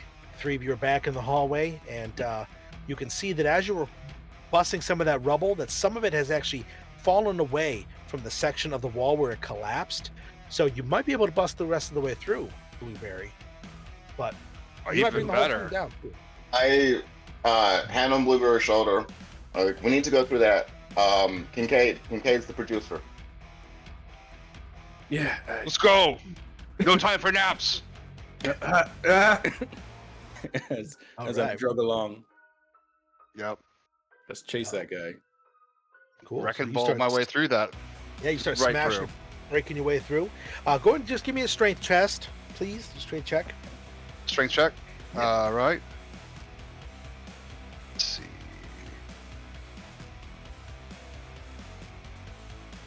19. Absolutely, yeah. You start busting and breaking your way through, grabbing onto the rubble, ripping it down out of the way, making that hole bigger and bigger and bigger till there's just enough room for your companions to slip through. You're going to have to bust a little bit more of it away for yourself because you're much bigger than them. But as you're doing that, you can actually see Pinpoint and Lone Danger. You see past that as the hallway goes down, you can see that, strangely enough, the producer is standing there. Damon Kincaid, there's a panel on the wall of some sort that he's typing and pushing buttons on, and then you can see that he stops for a moment, glances over his shoulder to see that you all are breaking through, and then he just gets a wry grin on his face. Oh, so you want to chase me, do you? Let's see if you can handle this. Pushes a button, and there's whirring and clicking from somewhere. You don't know where. Can I throw a grenade at him? Sure, Okay. yeah. I can throw a hole at him. I don't have to roll for that because I have the perfect throw feature. I can just throw it at him. Okay, absolutely. So he's going to have to make well, not really. The way the grenades work is you have to try to hit a certain area, and then they explode. So we're going to have the explosion does the damage all the way around it. So you throw it specifically at the wall where he's standing, at him, at the floor. And where he's standing, so I try and get the panel and the explosion as well if I can. Okay. Do as much damage as possible. Cool, cool, cool. What is your damage on that fragmentation grade that you're throwing? It's 4d8. Ooh, juicy. All right, go ahead and roll that up, please.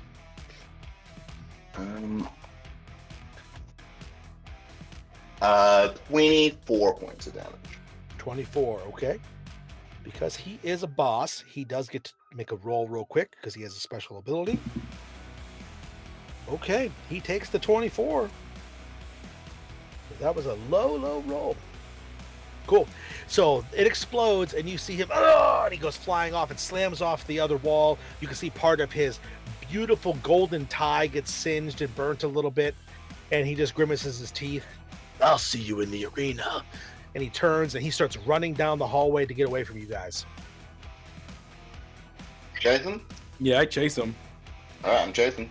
All right. Lone Danger, you slip in through the hole in the wall that Blueberry has made, and you go running after the guy. Pinpoint, you come in behind as well. Blueberry, it's going to take you another round of movement, I guess you could say, to get through here. So we're going to enter into a chase. Everyday Heroes has a specific chase mechanic. How it's going to work is there is a score that each side is going to have. There is the quarry, the prey, I guess you can say, and then the person who's going after the hunter, the predator, I guess you could say, that have values. If the prey person running has a value that goes 7 above what your score is, they get away. If it's less than 3, you're going to catch up to them. So we're going to do this. Currently where you are positioned, you're both running down the hallway. We're going to narratively describe how you want to try to catch up to them. You can interact with the environment. You can change things, you could do special moves, you could do shortcuts, different abilities to try to close that gap, to try to change your number and get closer or further away. So let's roll initiative for your group. Initiative. I have advantage on initiative. Beautiful. Also, advantage on initiative. I got a 19. Nice. 14. So who was 14? It was I got a Lone 14. Danger. Yeah, Lone Danger got a 14. Okay. And what did you get, Pinpoint? 19. 19. And then Blue, so Blue, you got 19 as well? 12. Oh, 12. Okay. Alrighty. So, he's going on a dirty 20 because he rolled 18 plus 2. Alrighty, so he starts to run. He's just going to full on sprint down the hallway. He just goes, you see him kind of just go clopping down the hallway. And Pinpoint, what do you want to try to do to close up this gap? How you want to go about this? I'm just really fast, so I'm just gonna give sprint after him. Okay, cool. Cool. That run in. Absolutely. As you start to run after him, there is a section of the wall from the explosion of the grenade that you threw that crumbles a little bit. Go ahead and make a either athletics or acrobatics test to continue to move your speed. Otherwise, it's going to make you move back a little bit. As his move that he did for the round was to try to create a distraction, try to change the terrain to get a bigger distance between you. Is this a check to close distance or different to that? You are basically there's special moves, I guess you could say, that are during the chase scene. Okay. So yeah, so specifically what you're trying to do is you're trying to close the gap. Okay, cool. So if I roll, yeah, an 8. An 8 on which was that? Acrobatics, athletics? Athletics. Athletics. Okay. I have advantage on those. Okay, yeah, so you kind of move and flip out of the way, and you do lose a little bit of the ground as he causes a hazard, basically, that goes down because of the distance and because you did not make the successful check on that challenge. He is going to gain 1 chase point, so he gets a little bit further away, is what happens. So he's going to currently be at, the chase started at 5. I said 7, that was a misspeak on my part. It starts at 5, so now he is at a 6. Okay. Lone Danger. So as a bonus action, to have my quickness talent or feat talent. So I'm gonna take the dash action as a bonus action. Oh, Try yeah, to gain okay. some ground. And how far away is he? He's a distance of 6. Yeah. The movement, the distance, it's kind of abstract during a chase scene because it's more about interacting with the environment. It's not like, oh, he's 40 feet away and you have to move. It's more about interacting and telling a cinematic type story. So Yeah. Okay, I got you. So I dash forward and just kind of parkour over that that obstacle that Ralph tripped up on, if I heard that correctly. Mm-hmm. So yeah, just kind of bound over the wall and try to catch up to him. Cool. Yeah. So you're using the gain ground action as well to try to catch up to the guy. Go ahead and make an acrobatics test because you said you wanted to do some parkour to kind of run up the open side of the wall. That is a acrobatics. 16. Yep. Okay, that's perfect. Yeah, and you jump and semi-run across the wall, flip and spin, and land on the other side and continue your stride right after the guy. That is going to keep you in the same distance for now, but you are not losing him, which is good. And then, of course, Blue, in the back. You got the wall in front of you. I'm assuming you just want to keep smashing through there. Oh yeah, definitely smashing. Definitely going to rampage. Just like filled with rage. Yeah. Heat of the moment. Heat of the moment, yeah. So exactly, what does it look like as you rip down the rest of the wall? You're just all totally surging out, or? Oh yeah, searching out. Like he gets real veiny. The places that haven't gone soft are definitely veiny, foaming at the mouth a little bit. Could look like frosting. It's like really thick and viscous. Yeah, he's got that wild eye. Little tiny pinpoint pupils. Oh yeah. Absolutely. Yeah, definitely. Yeah, you are making your way down in there, absolutely, and just ripping the stuff apart and getting ever so closer. So, producer is going to try to continue to run. He is just trying to flee at this point. He knew he had his moment to try to create a distraction, a hazard. You guys are pretty much have semi gotten past that. So he is just trying to run. So he continues to move, and we're going to bring that back to our heroes. So as he continues forward, you see he goes through. There was a doorway here, and without breaking stride, he just shoulders into it, and it flies off, splinters off the hinges. When the door bounces off the floor, he runs right over it and continues down the hall. Pinpoint.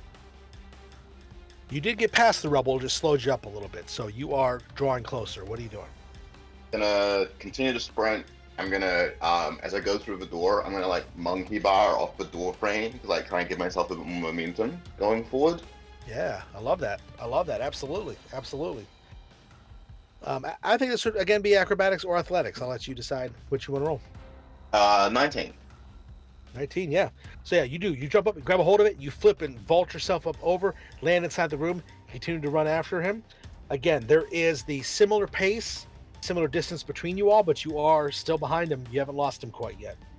How about you, Danger? What are you doing? Same thing. I'm just gonna dash. Just dash. Comes to the sprinter slide into the doorway to change direction, and just take off after him. Yeah, absolutely. And just try to speed and muscle to run through. Excellent. Yeah, and as you continue to move forward, you do start closing that distance between. So go ahead, roll a again, athletics or acrobatics. This will be kind of straightforward because you guys are just using your physical. You're not doing anything with the environment, but you could choose to use other skills to do other things too. But right now, you guys are just full on foot chasing. So Yeah. So for now, I'm gonna go with athletics. okay. Have advantage on that because I didn't do anything, super surprise one, and that is a 16. Okay. You do manage to start to close that distance. You and your companion, Pinpoint, are starting to close the distance between him. So now that the distance is back to the original 5 you guys started with. So you are starting to catch up. You can see that he slowed down a little bit when he burst through the door, and you guys are using that as an opportunity to catch up. Blueberry, you are through. You burst through the rest of the wall and go running down the hall. But as you start running down the hall, you notice off to the side, here comes one guy from this direction, another guy behind him. Some sort of mooks are coming in towards you, and they're like, "Hey, stop right there!" And they come running at you. What do you want to do? This hazard of there's mooks in the way, basically, now for the chase. I'm gonna drag them with me. They can come with me. That's fine. Right. So if they want to be in my way, they'll just get steamrolled. If they want to be coming from other side, we can grab the two of them and we're gonna go together. We're just going together. Up, legs dangling. Let's go. Love it. Cool. Go to roll an athletics test for me. I'm sure you'll have no problem hitting this. All right. Athletics. 23.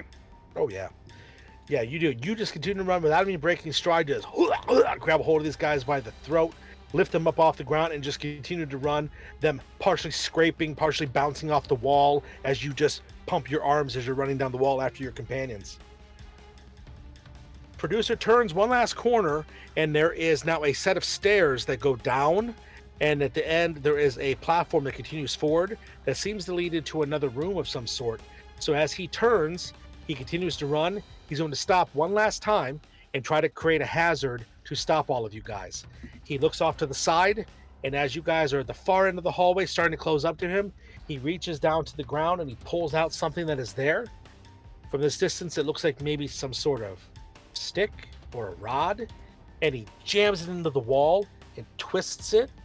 And so for his turn, he basically doesn't move, but he's going to try to create a hazard. There is something that clicks and whirs that you had heard the sound before when he first started chasing him. There is something on the floor that starts to come up.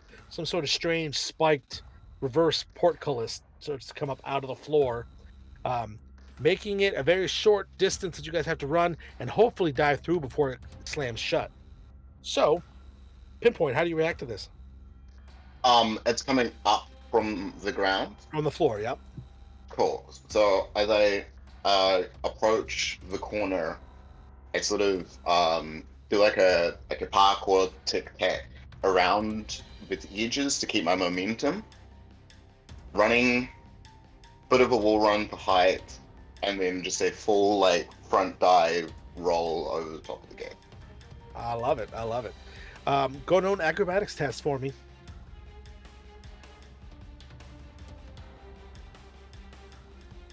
Oh, I'm blind. 22. Okay. Yeah, you do. You get up over on the other side, and as you do, you feel not enough to hurt you, but you feel a little bit of a nick from the top of it. It is razor sharp, so there's a small little cut on your forearm. Again, it's superficial. You guys are heroes, action heroes here. And as you land on the other side, you see right behind you in stride, here comes your companion, Lone Danger. Lone Danger, what do you want to do? It's about halfway up now. Do about the same thing. Well, actually, no. It said it's coming up from the floor, right? Yes. All right. So I'd start doing a series of gymnastics flippies, and just the last one is just a backhand spring into the back flip, and just slide, try to vault through. Alrighty. Make an acrobatics test for me. Now, if you fail the check, you'll still get across. You'll just take damage from the top of the razor part of it. Here's potatoes. Ooh, that's a 21. Oh, yeah, no problem then. You get up, and as you slide in across the top, right as your body slides in, you can feel your back against the ceiling. You see the razor section of the top is just below you, and right as you slide across, it closes right above where your head would have been, and it doesn't get you. But the portcullis is now closed, and this way seems to be closed off. And the two of you land on a 3-point superhero landing, turn back towards the producer, and you see now he pulls on a different hood. This one is a little bit more ramshackle, like maybe it's homemade, as opposed to the nice one that you stole out of his pocket. I'll take it out and wave it at him. Let's end this then. And as he snaps his fingers, the wall behind him opens up, double doorways, and just beyond you see the arena. And he starts to back up slowly, like he's taunting you to come in after him into the room. But back to the blueberry. You got the mooks, and you're running, and as you're running, you see, as you start closing the distance between where your companions are, that there is some sort of metal gate. You can see partially through it. You can see your friends on the other side. You can see the producer, now wearing this really ugly, stupid mask, is backing into a room that leads to where the arena is, and you can see that there is a gate in the way in front of you. What do you want to do? Is that the only thing in front of me is a gate? Is there any other exit? Nope, the hallway continues down straight towards the gate. So put the mooks out in front of me. They should soften the blow. Just ram into the gate with these mooks. I love it. So one of your weapons that you have, it's basically improvised weapons. I believe it's called bits and pieces or something like that. Bits and pieces of it once it breaks. So you can hurl something, and when it's hurled, when it impacts it breaks the weapon, and upon breaking the weapon, I think if you use a power attack, make sure I've got that correct. Bits and pieces. That is not an unarmed strike. Yeah, so whether or not you do, so as long as it's not an unarmed strike, and the weapon breaks, you can use a bonus action to make an additional attack. Using the destroy pieces, they do more damage. Okay. For now, Damage. because it hasn't quite happened yet, go ahead and do a strength roll or an attack roll to try to pretty much just use these two mooks as a battering ram to smash through the gate. I'm sure they'll love it. Oh yeah, they waited all day for this. That is that's an natural 20 for a 27.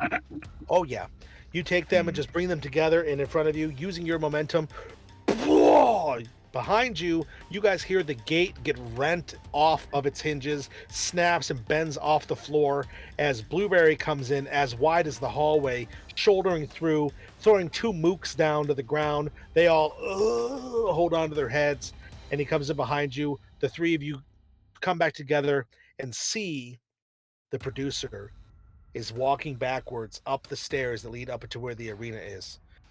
Come with me if you want to save your master. And he just taunts you all on. Charge. Yeah. Rampage. Do you all follow? Yeah. Yeah. Yeah. I get there. All right. You all follow, and as you follow into the room, just at that moment on the other side of the room, there is an entranceway that opens, and there are three figures over there as well. The Fist, Big Kahuna, and the kid are there together, and the kid goes, "It's right through there. Look," and he points up towards the ceiling, and what you see is suspended in a cage about 100 feet off the floor, not unlike Rage in the Cage match, but it's been inverted to hold somebody rather than to come down, is Master Teacher. Now, Master Teacher was always a tall, broad-shouldered, bald guy with a flaming red beard and glasses. Pretty good looking, I have to say. He is a little bit older. It's been some time since you guys have all seen him, but he is there. You can see that he is bound. He is still wearing his normal suit that you remember, because as the legend goes, once upon a time, he and the producer started WME until the producer turned evil and went against him, and Master took it upon himself to train the next generation of WrestleMax heroes. So he still wears a suit. His is white, unlike the producer's, which is gold and black. He looks down and he sees you. "Oh, students, you've come. No, it's a trap. They're gonna kill you all. Please go save yourselves." We're gonna not do that. We're gonna do the other thing, where we save you, but then also ourselves. And producer gets to the edge of the ring. He looks around. "I'm glad we're all together. So, you have," and he pulls out, looks at his beautiful gold Rolex. 20 minutes until the sun. Oh, wait, no. 20 minutes until midnight, when the moon is fully risen. And at that time, your master will die. And he points to the center of the ring. And the center of the ring is that weird pedestal that looks almost like a cloth wrapped post of some sort, almost like a punching bag. And now you all see there are blinking numbers in digital readout right on the top of it. You could tell now, because you are trained espionage agents, this is a bomb. And there's enough C4 strapped to this thing, it's going to level this entire island and take you all with it. So, what do you guys do? Isn't first things first, I say, isn't it weird that we came here when it was about to be sundown and now it's already midnight? That's just, but yeah, I don't think we've been in the cave that long, right? Is it just me? I think time is a little different on Suplex Island. Yeah, Something yeah. about it, the world being flat or something like that. You It has That's been like, 10 years, you're right. it's superhero time, you know. It's like Mission Impossible, where they have 10 minutes on the bomb and there's 30 minutes. Oh, to shit, make the move, bomb. and it's 45 minutes defusing it. It's like, okay, that was a very long 10 minutes, just kind of like the reverse. It's Don't like, question how this goes. It's perfect for ratings. And as he points up, you see there's a bunch of drones flying in the air that seem to be recording you all. You can see there's video monitors on the edges of where audience used to sit, and it's like it used to look. It's lit up, it's beautiful looking, all the different old video camera footage. It's like you guys are doing some cool pay-per-view special from back in the day.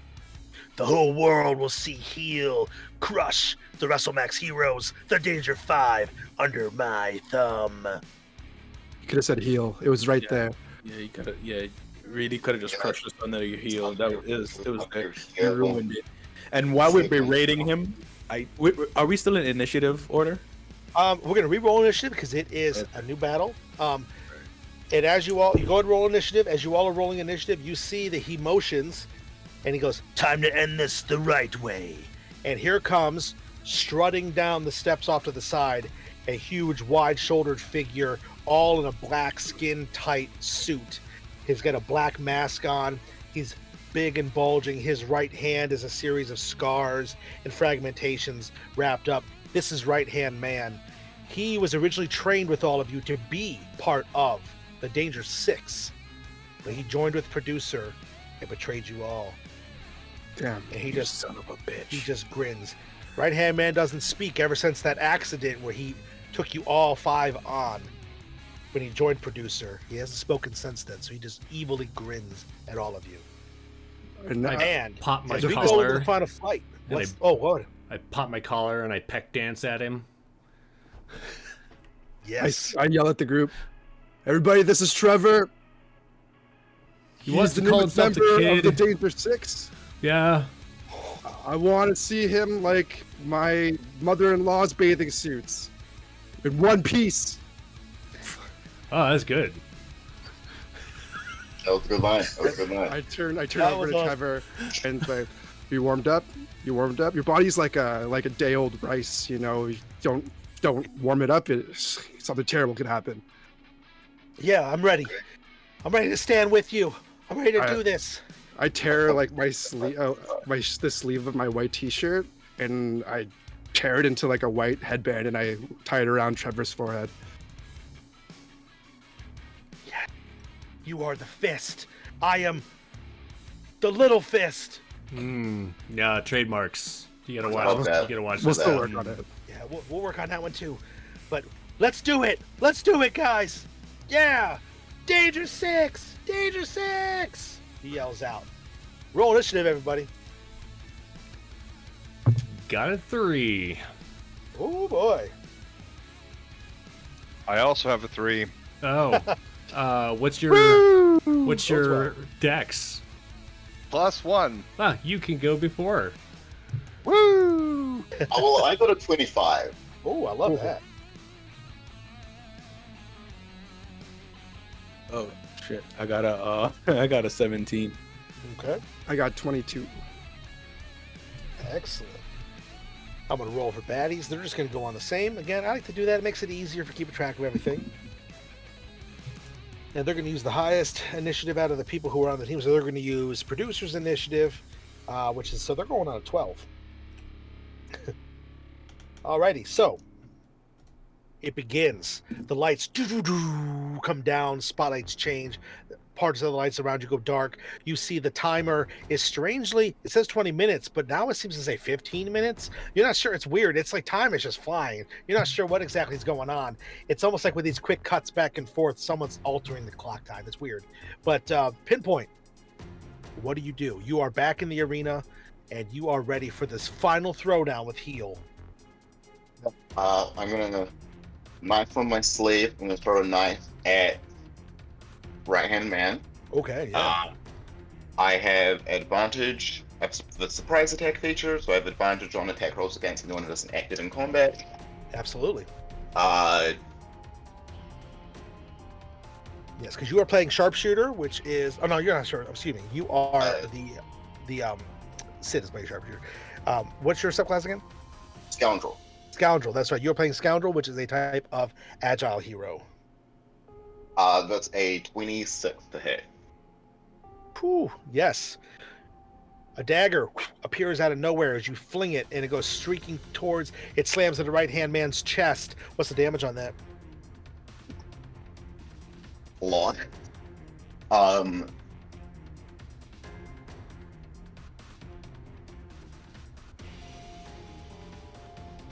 20 points of damage of that. Yeehaw. Okay. And you know this is a powerful throw. It hits him right where it counts, but he just keeps strutting down the stairs. He looks at you. I really look back at it and I just go, my only regret is that I won't be able to cut your tongue out again. Oh, snap. I'm going to use my movement to go over to the bomb. Can I get there in one movement, or will I need to dash for that? You can get there in one movement, and maybe kind of see what's going on for sure. Yeah, you get over there. Excellent. In which case, I can use my bonus action to. I'm swift, so I can use my bonus action to make a security check, which I Ooh. assume is like kick, bomb, stuff like this. I imagine. Sure, yeah. I just want to see what would be involved in disarming this bomb. Absolutely. Go ahead and roll a security check, please. That is an 18. 18. You can tell that this is a triple bypass manifold bomb, which is going to actually require 3 different wires to be cut, 2 of them at the same time, while a button is held down on the side of it. So, pretty intricate.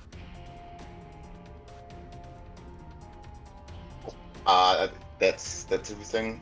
Everything for my turn. Okay. Alrighty. Jumping on over to the fist. The fist will run up to Ralph and kind of look at what he's looking at and see if there's anything that he could do to help. Okay. Make either a security roll or a computers roll. Ooh. That is a 16. 16. Which one did you roll? I rolled security. Security, yeah. You can see that there's multiple wires that need to be cut, and you can tell that definitely it is going to be all the information I just gave him. You don't gain anything new from that check, but it's going to take 2 of you to do it, for sure. Okay. We're going to do this. Ralph, can you do this? Yes. That wire, those 2 wires at the same time, something needs to be holding that button down. So do we need a third? I mean, no. No. Okay. And that'll be it for my turn. I guess I am assuming that's all I could do in my turn. I can't proceed to cut the wire this round. Right, not quite yet. But yeah, so the 2 of you are going to engage with the bomb to try to work together to defuse it. Excellent. Okay, so now we're going to move on over to Lone Danger. Well, they're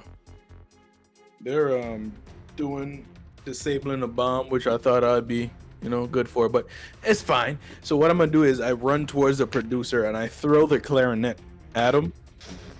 And while he's distracted with that, I roll under his legs, get up, and try to suplex him. Get behind him to suplex him. Okay, cool. Alrighty, so roll basically a ranged attack. Your clarinet's like an improvised weapon, so we're just gonna have you just roll a dexterity check and add your proficiency bonus, because why not? You said dexterity and proficiency? Mm-hmm. Alright, so Against his defense. that is a numbers plus numbers is a 23. Okay, yeah, the clarinet flies forward. He puts his hand up instinctively, and it smacks and tumbles across his hand as he starts doing this sort of thing. And you dive and roll in underneath him. Yeah, and then I'm just gonna pop up, and with the momentum, just try to get him up and over. Awesome, yeah. Go ahead and roll a athletics test. Right. So 13. 13. You will hook your arm in underneath his, and you start to do the suplex move, but he shrugs you off, and you slide off to the side, and he turns to face you and goes, I don't think so. Only the producer gets to have the cool ultra move. You're a bit player in this. That wasn't even my special move. And there's like a sound from somewhere around you guys. And it's going to then be the baddie. So he is actually going to come at you with a double haymaker, just a swing and a swing trying to take you out, Lone Danger. So the first one's coming in at you with, a 9's not going to hit. Nope. And then the second one is going to be a 21, however. Yeah, I guess that hits. Okay. You are going to take 7 points of damage as he He swings, you duck underneath the first one, and then he comes up with an uppercut and slams you in the chin with the second one. Ah, pretty good.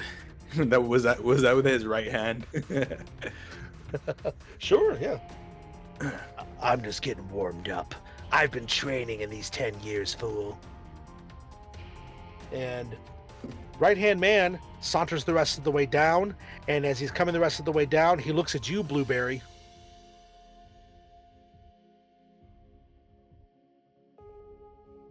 I don't know what you're trying to say. Like, what? Use your words. And he goes charging in down towards you, and he pretty much just tries to bull rush at you and try to attack you. Go ahead and make an opposed athletics test, please. Opposed athletics. 19. Math 20, 21. Cool. What's it look like when 22. What's it look like when you either stop him or move out of the way? It's just going to be like immovable force meets immovable force, right?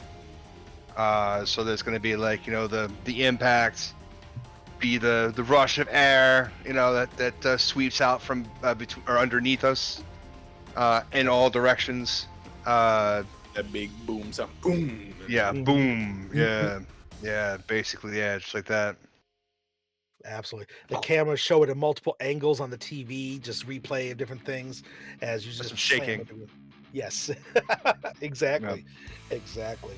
That's what he did. So then it's going to be we decided that it was going to be Blue was going to go before Kahuna. Okay, yeah. So Blueberry, you're up. Let's see here. What's around?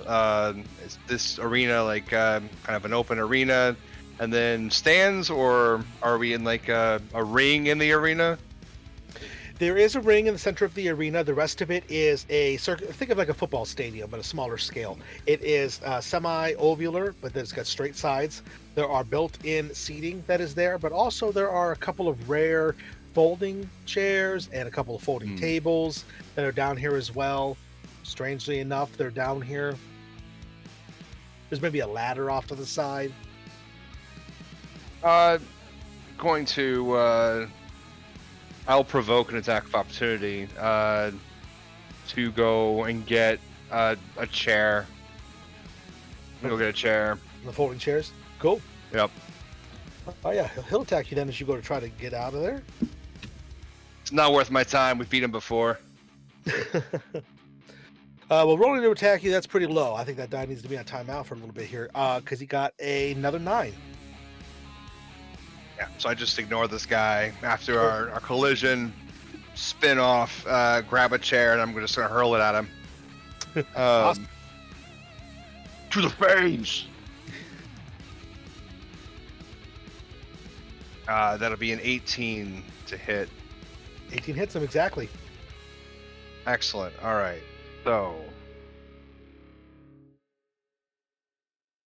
Ooh. Ooh.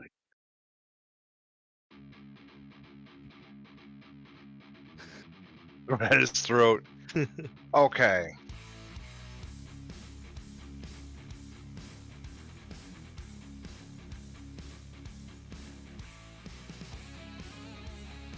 Cool. Nice. Nice. All right, so we're gonna do a whole bunch of damage here. All right, so I'm gonna choose to smash the chair, which will then do. I didn't do a power attack, so it's just 3d6 damage plus the 8. And if it breaks, which it does with a smash, it'll be a bonus attack, which we'll do here in a second. So, what is this?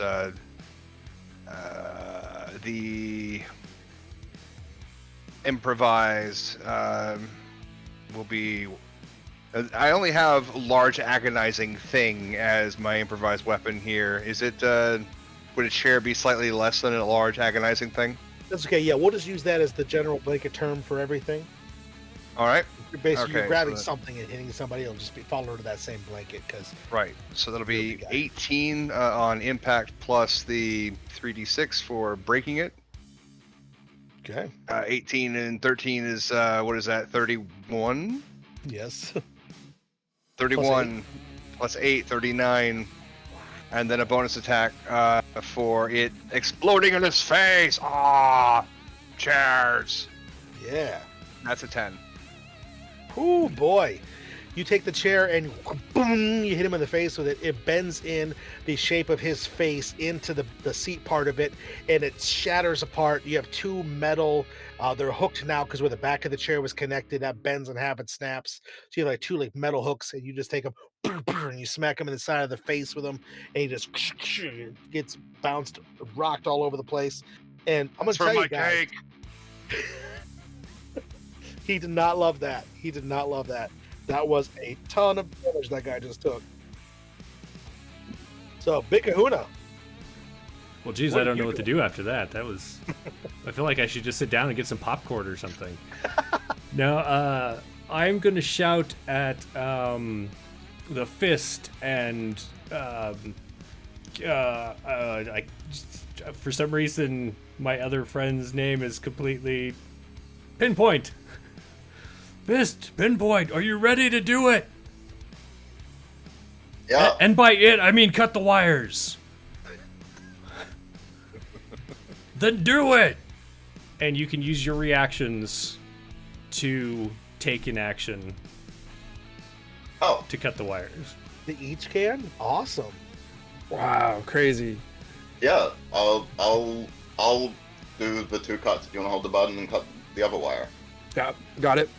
Cool. Yeah. So, because you both have your initiative that's so close to each other, we're just gonna narratively do this at the same time rather than doing like initiative order. So, Pinpoint, yeah, go ahead. How do you start to cut it? Like, go ahead and start us out with With it. a knife in each hand, get them underneath the wires, and just get ready to pull them at the same time. Okay. And so you're gonna hold for a second. And what are you doing, Fist? How are you helping with this? I'm holding the button and cutting the other wire. Okay. I'm going to need both of you to make security rolls. You can do this well, let me rephrase. In the system, you can do it this 2 ways. You can each make a security roll to try to add to what's going on, or one of you can aid the other one. So the one of you makes a security roll at advantage, and the other one does not make a roll at all. So you want to spread the difference of maybe trying to have success, or put the success all on one person's roll, basically. What do you add to security? I have a +1, so Oh, same. So we should probably. There's no difference between one of us rolling it twice or each rolling it separately at that point, is there? so I'll aid then if you want to roll both. Okay, yeah. Go ahead and roll with advantage then, Pinpoint. Let's roll a natural 20. Oh, what a perfect time to do it. And as the knives cut through the wires, I reach into my floral print vest or long coat, and in each hand I pull out assault rifles, because in my time of not being in the wrestling arena, I have joined a military service called NERD, and they supply me with some really great, awesome, equipment when I need it. So I pull them out and I prepare to open fire. But that took both my action and my bonus action. So next time. Amazing. Yeah, so you just throw it back and bring it up. Right? Slow motion. Stop. I love it. I love it. All right, Lone Danger, what are you doing, my friend? So the Blueberry was fighting the producer, right? Blueberry is fighting right-hand man. Oh, I thought he was fighting a producer. All right, so but we're all close together basically. Yeah, you're all within the same 30-foot area. Was that? Do we go back to the top of the initiative order? Yeah, the two of you were doing your movements to do the bomb stuff. Wasn't that a reaction from... But action, yeah, that is right. Oh, yeah. The bomb stuff was a reaction. So... Yes, thank you. No, you're all good. Well, let's backtrack for a second. Yeah, thank you for reminding me of that. So, as you guys cut into the bomb, I was going to adjudicate what happened after, but we'll do it now because you guys have other actions too. So yeah, you cut that first wire, and you're holding on to the top fist as you cut it, and then you come in and snip the other two Pinpoint at the same time, and the timer stops at 10 minutes. Shunk, shunk, shunk, shunk, shunk, shunk. Starts back up, rapid speed. Should have checked that out after all. Oh, now what you guys want to do in your regular actions? We'll start with Pinpoint because you're top of the initiative.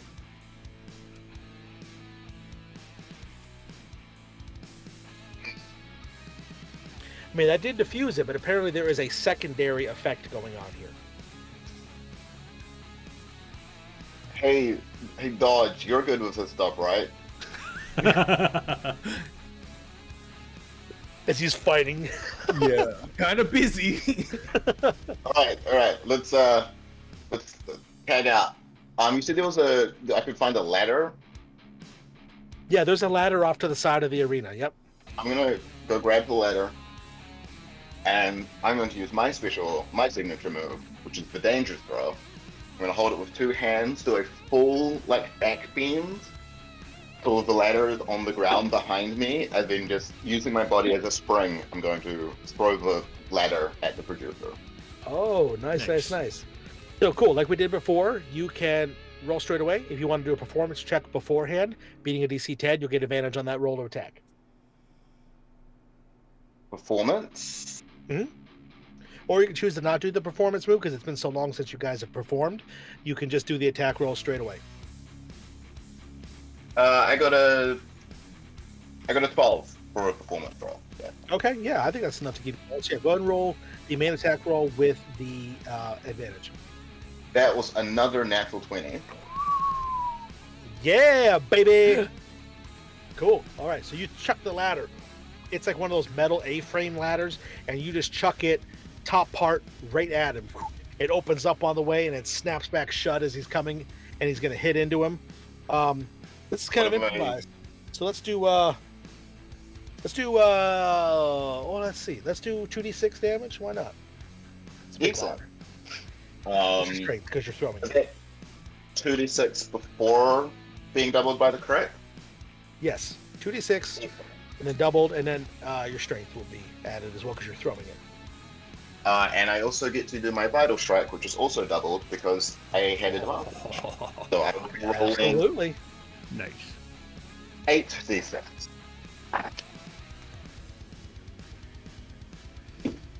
Heel did not know what was coming. No. We're just gonna walk all over them. 42 points of damage from that throw. Dang. Yes.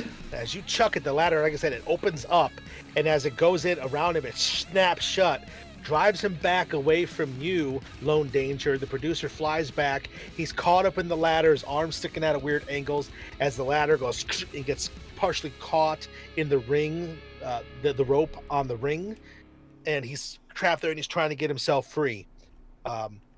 Fist, what are you doing, man? Can you use my bonus action to hide? Now that I'm outside of the ring. Yeah, you slide down off the side, and a ring like a wrestling ring. There's like that weird, like The apron. Apron. Thank you. I was gonna say a curtain, like an apron type area. You could slide in down around there and find a spot to hide for sure. You slide down in underneath there, and you see the entire bottom of the ring is just panels and panels and panels and panels and panels of C4. It's like literally there's thousands of pounds of explosives here. So this boom is gonna be big. But Fist, what are you doing? You guys have to use the bomb. It's still counting down from the secondary thing though. So Dodge, do you want to actually do this? I'm older. I don't really know technology that well. I thought I was doing the right thing. I'm sorry. Literally just 9 years older than us. Yeah. I'll take care of it. I'll take care of it. You tag out. But who are you fighting? Who are you fighting again? I was fighting the producer. Okay. If it wasn't for the bomb, he was about to get that special move. But I'll see you later. Well, he's all wrapped up in a ladder right now. Yeah. So Yeah, tag out. I'll see what I can do. okay. And then I'll actually just leave him in the ladder and help Blue because he's actually fighting something. Yeah. And I'll walk up and try to strike a right hand man. I guess. All right. Yeah. Yeah. Cool. I will do an unarmed strike. 2 unarmed strikes. Do it. It's a 15 and a 17. Unfortunately, both of those are going to miss. As you come in, right-hand man, surprisingly, he gets another surge of energy, and he moves, and he bobs and weaves, and as you just hit, you punch into him. And Bob Johnson, in this moment, you're not able to get through his powerful form. The fist, the bandana, still in your pocket. The headband is calling to you. You know you're going to need its strength again. You're going to need to let go of the man with the failing dojo and reach back into the warrior once more. I look around and I try to scan the area for Trevor. Do I see Trevor? You see Trevor. He actually is over on the far end of the arena, and there is some sort of service ladder that goes up towards the ceiling. He is climbing it, trying to get to Master Teacher. Oh, what a hero. I put my hand in my cargo shorts and I feel the fabric of my headband and a bunch of pocket almonds. And I mutter to myself, you know, I learned 2 pretty big lessons in the rough and tumble playgrounds of Suplex Elementary School. One was little Damon Kincaid. If he ever offered you a chocolate bar, you immediately say no to get the hell out of there. Because there's a good chance that little shit took a poop in the Butterfingers wrapper. And no one ever saw him do it. But a couple people ate it. But you knew. And number 2, if you ever told Master Teacher and he tells bullies not to pick on other people, it just makes it worse. And sometimes you have to stand up to bullies. And he pulls out a white headband that has the Coexist bumper sticker on it and ties it around his forehead. There's a shot from above. You can't see his eyes, but as he looks up, his blue eyes are burning blue. And Bob Johnson has become the Fist. Da-da-da! Absolutely.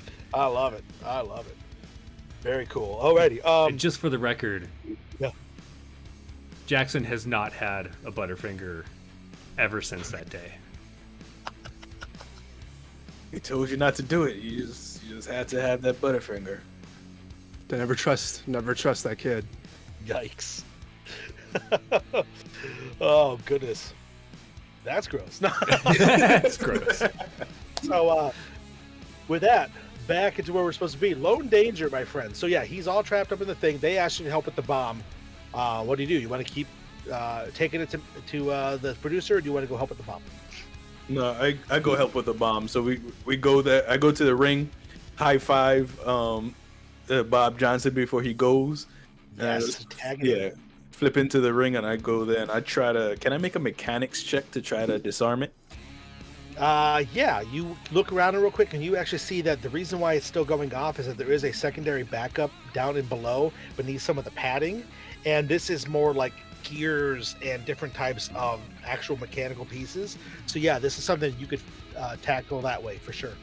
Alrighty, so beat up chicken wings. My trade special feature, handy. You know, I gain advantage on intelligence checks for activities performed in the practice of mechanics. Nice. Add that. Numbers plus numbers, 18. 18. You start moving and you pull out a small little toolkit and you start going to town. There's clicking and whirring and you can see the numbers ahead continue. They're counting down super fast. 10, 9, 8, 7, 6, 5, 4, 3. And that last second, when it says 3, I pull out a small wrench and say, I've been trying to pull out a small wrench, kiss it, and drop it into the gears. And yeah, you just drop and the timer stops. Producer, all wrapped up in the ladder, goes, "No! And Oh I no!" flick my hat up. And say, that still isn't my special move. And I start moving towards the producer. Awesome. All right, so the baddies now. So producer, full of rage, full of anger, he reaches in. No! He grabs a hold of his shirt. He rips his suit free, bursting through the ladder with his smash ability. Just bursts through out of it. Ladder pieces go flying everywhere. And as they fly, he reaches out. He grabs a hold of one of the legs and he brings it in. Now I'm going to show you some pain. And he comes at you. He's going to swing that ladder piece at you, Lone Danger. Oh, snap. Okay. Coming at you with a 17. That hits. That's my defense is 17. Okay. You're going to take 10. As he takes it, he just cranks you right across the face. Boom. Ah! Today is the day of heal. I And doubt it. right hand man, he's going to look at Fist, and you could see his big tough guy persona. He kind of just gets a little bit of a chill as he sees you standing there as the Fist, and then he's going to try to attack you and Blueberry at the same time. One attack for each. Against you, it's going to be an 18, which is going to miss. Ooh, against Blueberry, it's going to be a 24, which is going to hit. Hits. Oh boy, Blueberry, you're going to take max of 12 points of damage as he headbutts you in the face, and then he tries to grab a hold of you, the Fist, with his right hand. And as he does, you can see the veins are all pulsating, gross, like there's some sort of like gooey stuff on him, and he doesn't get a hold of you though. Now we're going to go to Is the producer 5 feet away? from you. I'd say Yeah. he's a little bit further than that because you went across the ring and jumped over. Okay. But I see what you're trying to do there. I like it. Blueberry. Right hand man looks like he is definitely panicking, and this looks like this is his last bits of this fight. Can you turn the tide and bake this guy into a finale here? Going to put my fists together, grasp my fists and kind of do a like a golf swing, uppercut with a power attack. Yes. Yeah, let's see what we can do with a power attack here. Be a 17. Does a 17 hit? The 17 is going to miss him by 1, unfortunately. Wow! So you swing at him, and he manages to he grabs a hold of both your hands with his left hand, and he turns slowly to look at you. And he's still in the fight. Anything else you're doing? Or was that it? I think that's all I can do. I think I have to go for another chair. I think maybe the fists just aren't enough. Maybe it needs to be more metal on face. All right. You look around for another chair. You see there is one semi nearby. Make my way that way. He'll be able to attack again if you try to go that way, though. That's fine. Okay. Bring it on. All right, he's gonna roll to attack. He's getting all the high rolls on you, which I guess is good because you're the tough guy. 23 to hit That hits. and 7. 7. As All right. you run, he just kind of goes, punches you right in the abdomen. Ow. But you get over to the chair and grab a hold of it. Big Kahuna. So between Blueberry and who else is hurt really bad? Is anyone hurt really bad besides Blueberry? I'm the only one getting hit. Who looks worse off? Who's I guess- bleeding the most? I'd guess me. Okay. All right, then I'm going to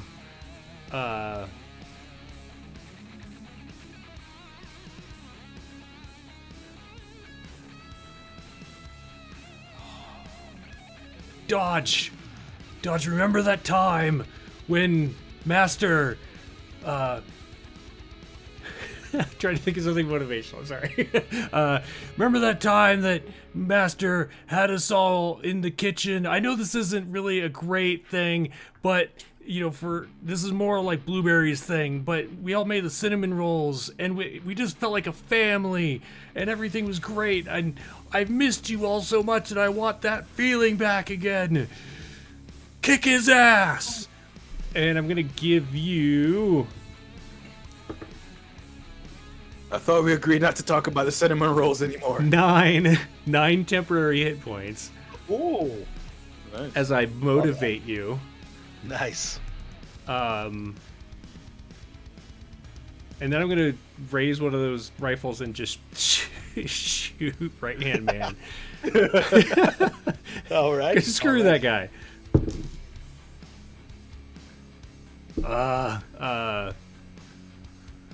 I'm worried about shooting and like hitting my friends, and so I shoot wide with an 11. Okay. All right. It goes wide, yeah, because you don't want to hit your friends who are in the middle of everything. Oh, with burst, is burst just like a single roll for it, or do I roll multiple times?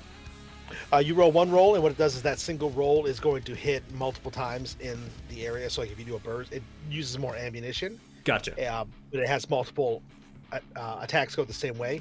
And there's also suppressive fire for certain weapons, where you could fire into an area and force enemies to use their action to dodge out of the way or get hit.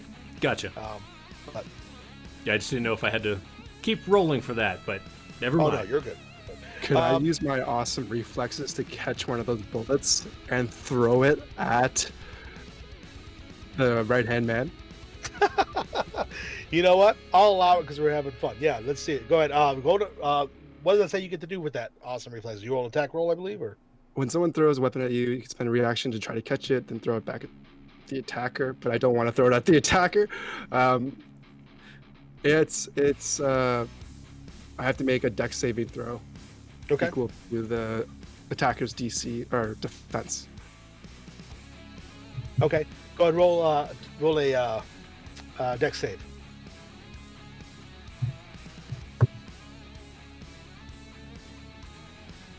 That is 17.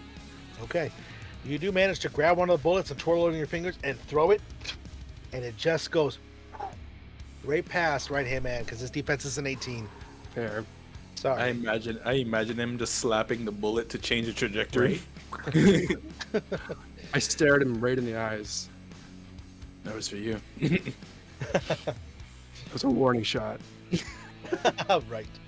All right. Back to the top. This looks like this is the final moments of the fight. So, do you guys have what it takes to do your special moves and end this? If there was a crowd, you can tell they would be cheering for you. And perhaps, maybe at home where this is being broadcast out to everybody, maybe there are people cheering. Maybe there's people booing. Who knows? But in this moment, it's the 5 of you and the 2 of them. So, Pinpoint, what are you doing? I have a question. That's maybe Yeah. a little shenanigans. Could I throw a knife through the producer's foot to pin his foot to the ground? Yeah, sure. Let's try it. Yeah, go on. If you hit him, instead of doing damage, you can do a condition that he's pinned or something. Why not? 22. 22, yeah, that'll definitely hit him. So yeah, you throw it, and we'll say you do half damage of the knife, and then he'll get pinned on his foot will get pinned. What's half that damage? So, damage, and then half is 20 damage halved. So 10. Okay. And you pin him to the floor, and he stops in his movement for a second. Didn't like that. I throw I flip the knife up, and that's where we have like the slow motion of the knife, and down the center of the blade, like punched out, is just pinpoint, just the words, like punch out of the hole through the center of the blade, Yeah. and through his foot, and I sort of like point at dodge, and they go, dodge, take him out. Excellent. That's gonna be my move. All right, so the fist. It's your move. The fist is staring at right-hand man right in the eyes, not breaking eye contact. His eyes glowing bright blue. You can feel the weight of his ki as he raises his fist to attack twice, and then also bonus attack or bonus action, do fury blows. Yes. That's an 18 and a 19 to hit for the first two, They do. and then a 14 and a 17. Those two will not, though. The first two do. All right. That is 10 points of damage for total, I think. Excellent. So, the fist, with that power rising up in you, tell us how your finisher looks. To everybody else, it looks like one punch, but it's actually 4 successive punches very, very fast. And every punch, he gets a flashback of bills, overdue payments, late rent. But the last one, he gets a shot of the smiling kids in his dojo. And then he knocks the right-hand man out. Yes. I love it. And he does drop down to your feet, Blueberry. And the right-hand man is out of the fight once and for all. Lone Danger, you get over to the bomb. And you disconnected it. So now you turn your attentions to the rest of the fight. You can see that the right-hand man has dropped. The producer is out. He is trying to fight, but his foot is pinned to the ground. So I go up to the producer, and I go up to the producer.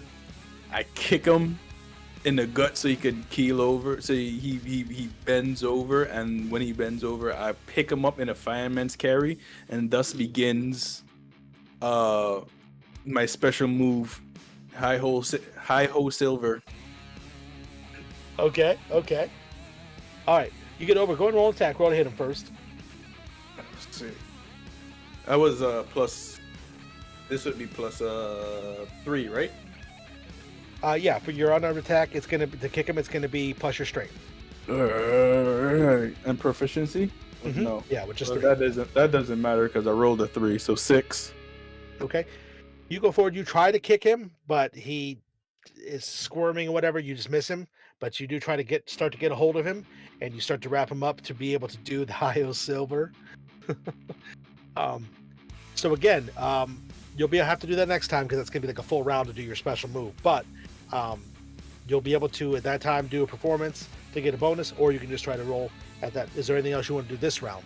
You have like a bonus action. I want to hit him again because if can I hit him again while wrapping him up, or try to because of advanced combat training.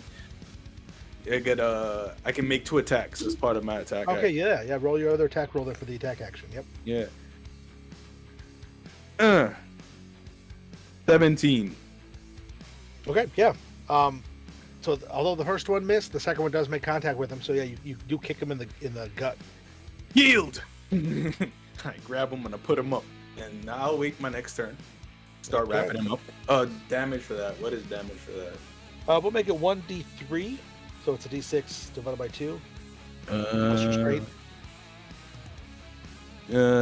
Rounded up or down. Up. Why not? So that's I rolled a 3, so that's 2. Okay. Cool. So then it's going to be Blueberry. Oh no, the baddies. So producer, he's just trying to get out of this whole thing. He's just going to try to escape. 17 plus his strength of 3. 21. Do an opposed strength check for me, please, Lone Danger. I rolled an 8. Okay, and he breaks free. He pushes off of you with his hurt foot, He goes, "That's not gonna work on me. You're gonna need something bigger than you to throw me around." And Blueberry, it's your turn. Have just There a- are, yeah, just the thing. There's ropes, yeah. There's nice big springy ropes. Oh yeah, absolutely. All right. Well, I definitely need to do my special move, which is pizza delivery. All right. Well, he's not very creative. I mean, the guy he's big. I He's love not it. smart. So he's going to push himself back, against the ropes to propel himself forward with the chair in hand to deliver some pizza. Yes. It's flat, it's flat, and then you go flat. That's it. That's Work with it, man. It's I love fine. it. I love it. Let's Yeah. do it. Pizza delivered on time or something. I'm gonna do that as a I'm gonna power attack this as well. Okay. You want to do the performance check for the bonus, or you just want to do your regular roll? Let's do it. Let's see what this All right. Cool. let's see, it's a 9+. What is the performance is 0, it's a 9. 9. No. Okay. So you don't get that fail. bonus advantage roll, but you can still roll. All right. do it. So propel myself 23. Oh yeah. That'll do it. Maths. Hold on. Okay. Power attack. It is a large agonizing thing. I am a large agonizing thing. Right. So. That's a 2 and a 7 is 9 plus 10 is 19. Power attack on the smash. Which is what? That's a. Okay. 1, 2, 3. So 19 and 15 is 34. Plus a bonus attack to unfold the pizza. So we'll do a bonus on that. 19. That hit? Yep. Excellent. And that damage is what? A D4 plus 4. So that would be 5 points of damage opening the box. I think I'm going to, this is bludgeoning damage. I'm going to move them 5 feet to an unoccupied space, provided their large size or smaller. So I'm going to, with the force of that, I don't know, chuck him out of the arena. Oh, I love it. I love it. So Do we get him to go prone? yeah, as you come up with the chair and you cram into him, open it, flip it around, smash him again with it, and as you step off to the side and you start to drive him forward, he bounces back against the ropes. And Blueberry, how does this turn into your finisher? How do you end this guy? It's probably a new finisher. Because I mean, there was a pizza and it was a chair. If he's bouncing back at me, Now you gotta do the bread mix. Tag me in. yeah, you're right next to me, right? Could be. Aren't you right next to Oh me? yeah, Dodge? you want to do a tag team finisher? I love this. Are you tagging Yeah, in I'm a gonna- bird team? I'm gonna reach out and grab Dodge, and I guess do a sweep around to where Dodge is like up above me, so he can go down whatever he's doing downwards. Yeah. Like, ugh. So he'll hit me. The producer will hit me because I'm not going anywhere. He's just had pizza, runs into the wall, and Staggers death from back. above. Yeah, I got it. So yeah, so Dodge, go ahead. You're going to interject here. So how do you factor into this finisher? How does your finisher move come into play? Oh yeah, so we have another specialty, the Ride-'em Cowboy. Okay. Yeah, this was for the tag matches. You guys know about it. You know what we're doing. So I'm tossed in the air. He hits into Blueberry, staggers back, and I come down while he's staggering away, still moving, and ride the momentum, grab the back of his head, ride the momentum forward and just to the ground. Yes. Yes, and you pile drive, semi-suplex him into the floor, and here on Suplex Island, the battle comes to a close. Up above, you can hear that Trevor manages to get Master Teacher free, and they start climbing down. There's a montage we see of the group coming together. You guys all reunited as a team, as brothers, as friends, as family, hugging one another, high-fiving, chest bumps. You all reunite with Master Teacher, and in part of that montage, we see different viewers across the world who watched it on Heels displayed pay-per-view special that was free for some reason. They're all cheering. There's several people who wiped tears out of their eyes seeing the team back together. And it's a beautiful day, and the showdown here on Suplex Island has been won by the WRESTLEMAX heroes, the Danger 5. Danger 6. Trevor does a thumbs up behind you all. And with that, we have just played Everyday Heroes. So thank you all for watching. Thank you all for playing. That was a huge blast. Nice. Such crazy, ridiculous awesomeness. But yeah, I hope you all enjoyed it. I hope you all liked playing. It was a blast. You all had great, beautiful stuff going on. So in this moment, let's thank the audience. Thank you for tuning in. Please tune in again. This is just the beginning of We Get to Play. So we have some more coming, but we'll get into that in just a moment. Now, first off, let's have everybody wrap up. Again, I'm Kevin. I'll go last, though, to close it all off. Let's go right back down through the order. Jeremy, man, the myth, the legend, the big kahuna. Tell us what all you're up to besides doing this cool stuff. So once again, I'm Jeremy. Find me on Twitter at WHPubs, here on Twitch, obviously, at Wanderers Haven. What is coming up? Tomorrow I have Miniature Mondays at 3:30 p.m. Eastern, so come watch as I make, I think I'm going to do a Paladin tomorrow, but Ooh, cool. I do not know what I'm going to make that Paladin, so maybe stop by and help me decide. Is it going to be a human? Is it going to be an orc? Something. And then I have a bunch of schoolwork this week, so I don't really know what else is going on. Lots of fun stuff, though. Amazing. Well, cool. Thanks, Jeremy, for letting me run this. Absolutely. And thanks for letting me be part of the team. This was a blast. Of Thank course. you so much. Welcome to the team. Thank you. All right, moving right on. Andrew, remind us who you are. Thank you so much for playing the Fist Bob Johnson today. Great stuff. Yeah, remind us who you are, where you can be found.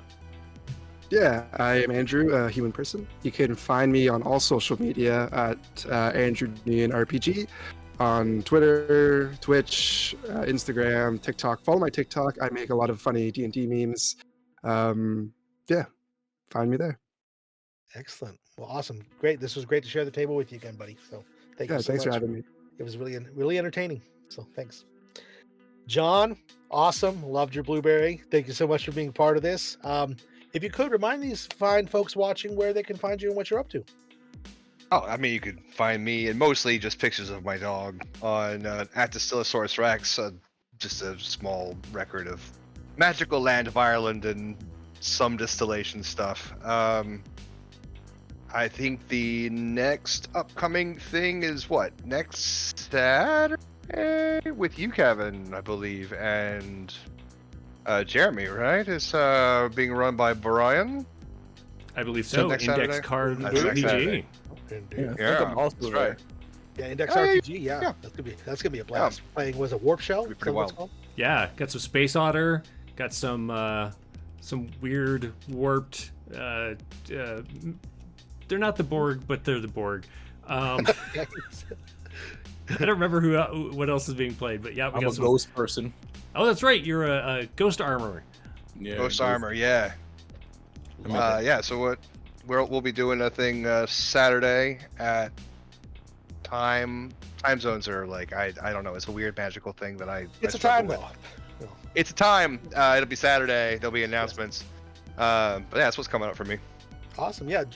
Make sure you follow us on Twitter. You can find out all of our schedule there. And I forget what time it is too. So but it's a time for sure.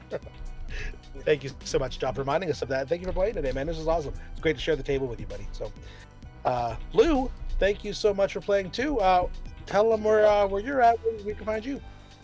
I'm at FaeFriendsLou, Fae spelled F-A-E, on Twitter. I have a few things in the works that I'm probably don't think I can talk about right now, but follow me there. You'll see what I'm doing. I'll be here again at some point, almost definitely. So Perfect. Yeah, well, thank you. This was great. This was awesome to share the table with you. So I look forward to doing it again. Thank you. thank you. And finally, Sid, how are you? Thank you for playing. Um, Tell us where you're at, buddy. So you can find me on socials at _Sundance Sid. I played, Dodge, Durango, Lone Danger. And yeah, I'll be here. Yeah, we're here. With these guys. I'll be with these guys again on Saturday for some space fun. I'll be playing a literal Ghost in the Shell. Nice. So yeah, come on and join the fun for that. It's like Marcel the show. You know, I'm not gonna lie. In my head, with your finishing move, I totally saw you fly up in the air, land on his shoulders, right around like this, with waving your hat in the air, and then you just like backflip, dragging him, and you just threw him off into the chairs. That's what happened in my head. I know this. That's fun. That sounds amazing. I like the That works. Woo, I like it. Random Cowboy. Absolutely. Awesome. Yeah, this has been great. Again, I'm Kevin. I was your game master this evening, and I can be found online at the socials at KevRan Games. Again, you'll see me here. I also play in the Star Trek Adventures game that we do every month, every second Saturday. I'm in that, and I play a really fun character that's a lot of fun. And also, I am going to be running stuff. So now on the channel, I will be running the We Get to Play. This was the first of those. The next one will be on May 8th. That is going to be our official new day, which is Mondays, and it is going to be a really cool, exciting time as we get to play Fantasy Age. Nice. Juicy pirate fun. So be sure to come back and follow us and check that all out. There's some other stuff in the works too going on, and there's always more to do. So thank you all for taking the journey with us tonight. Thank you all for being a fellow wanderer, and take care of yourselves until we see you again. So thank you so much. We'll see you next time. Bye.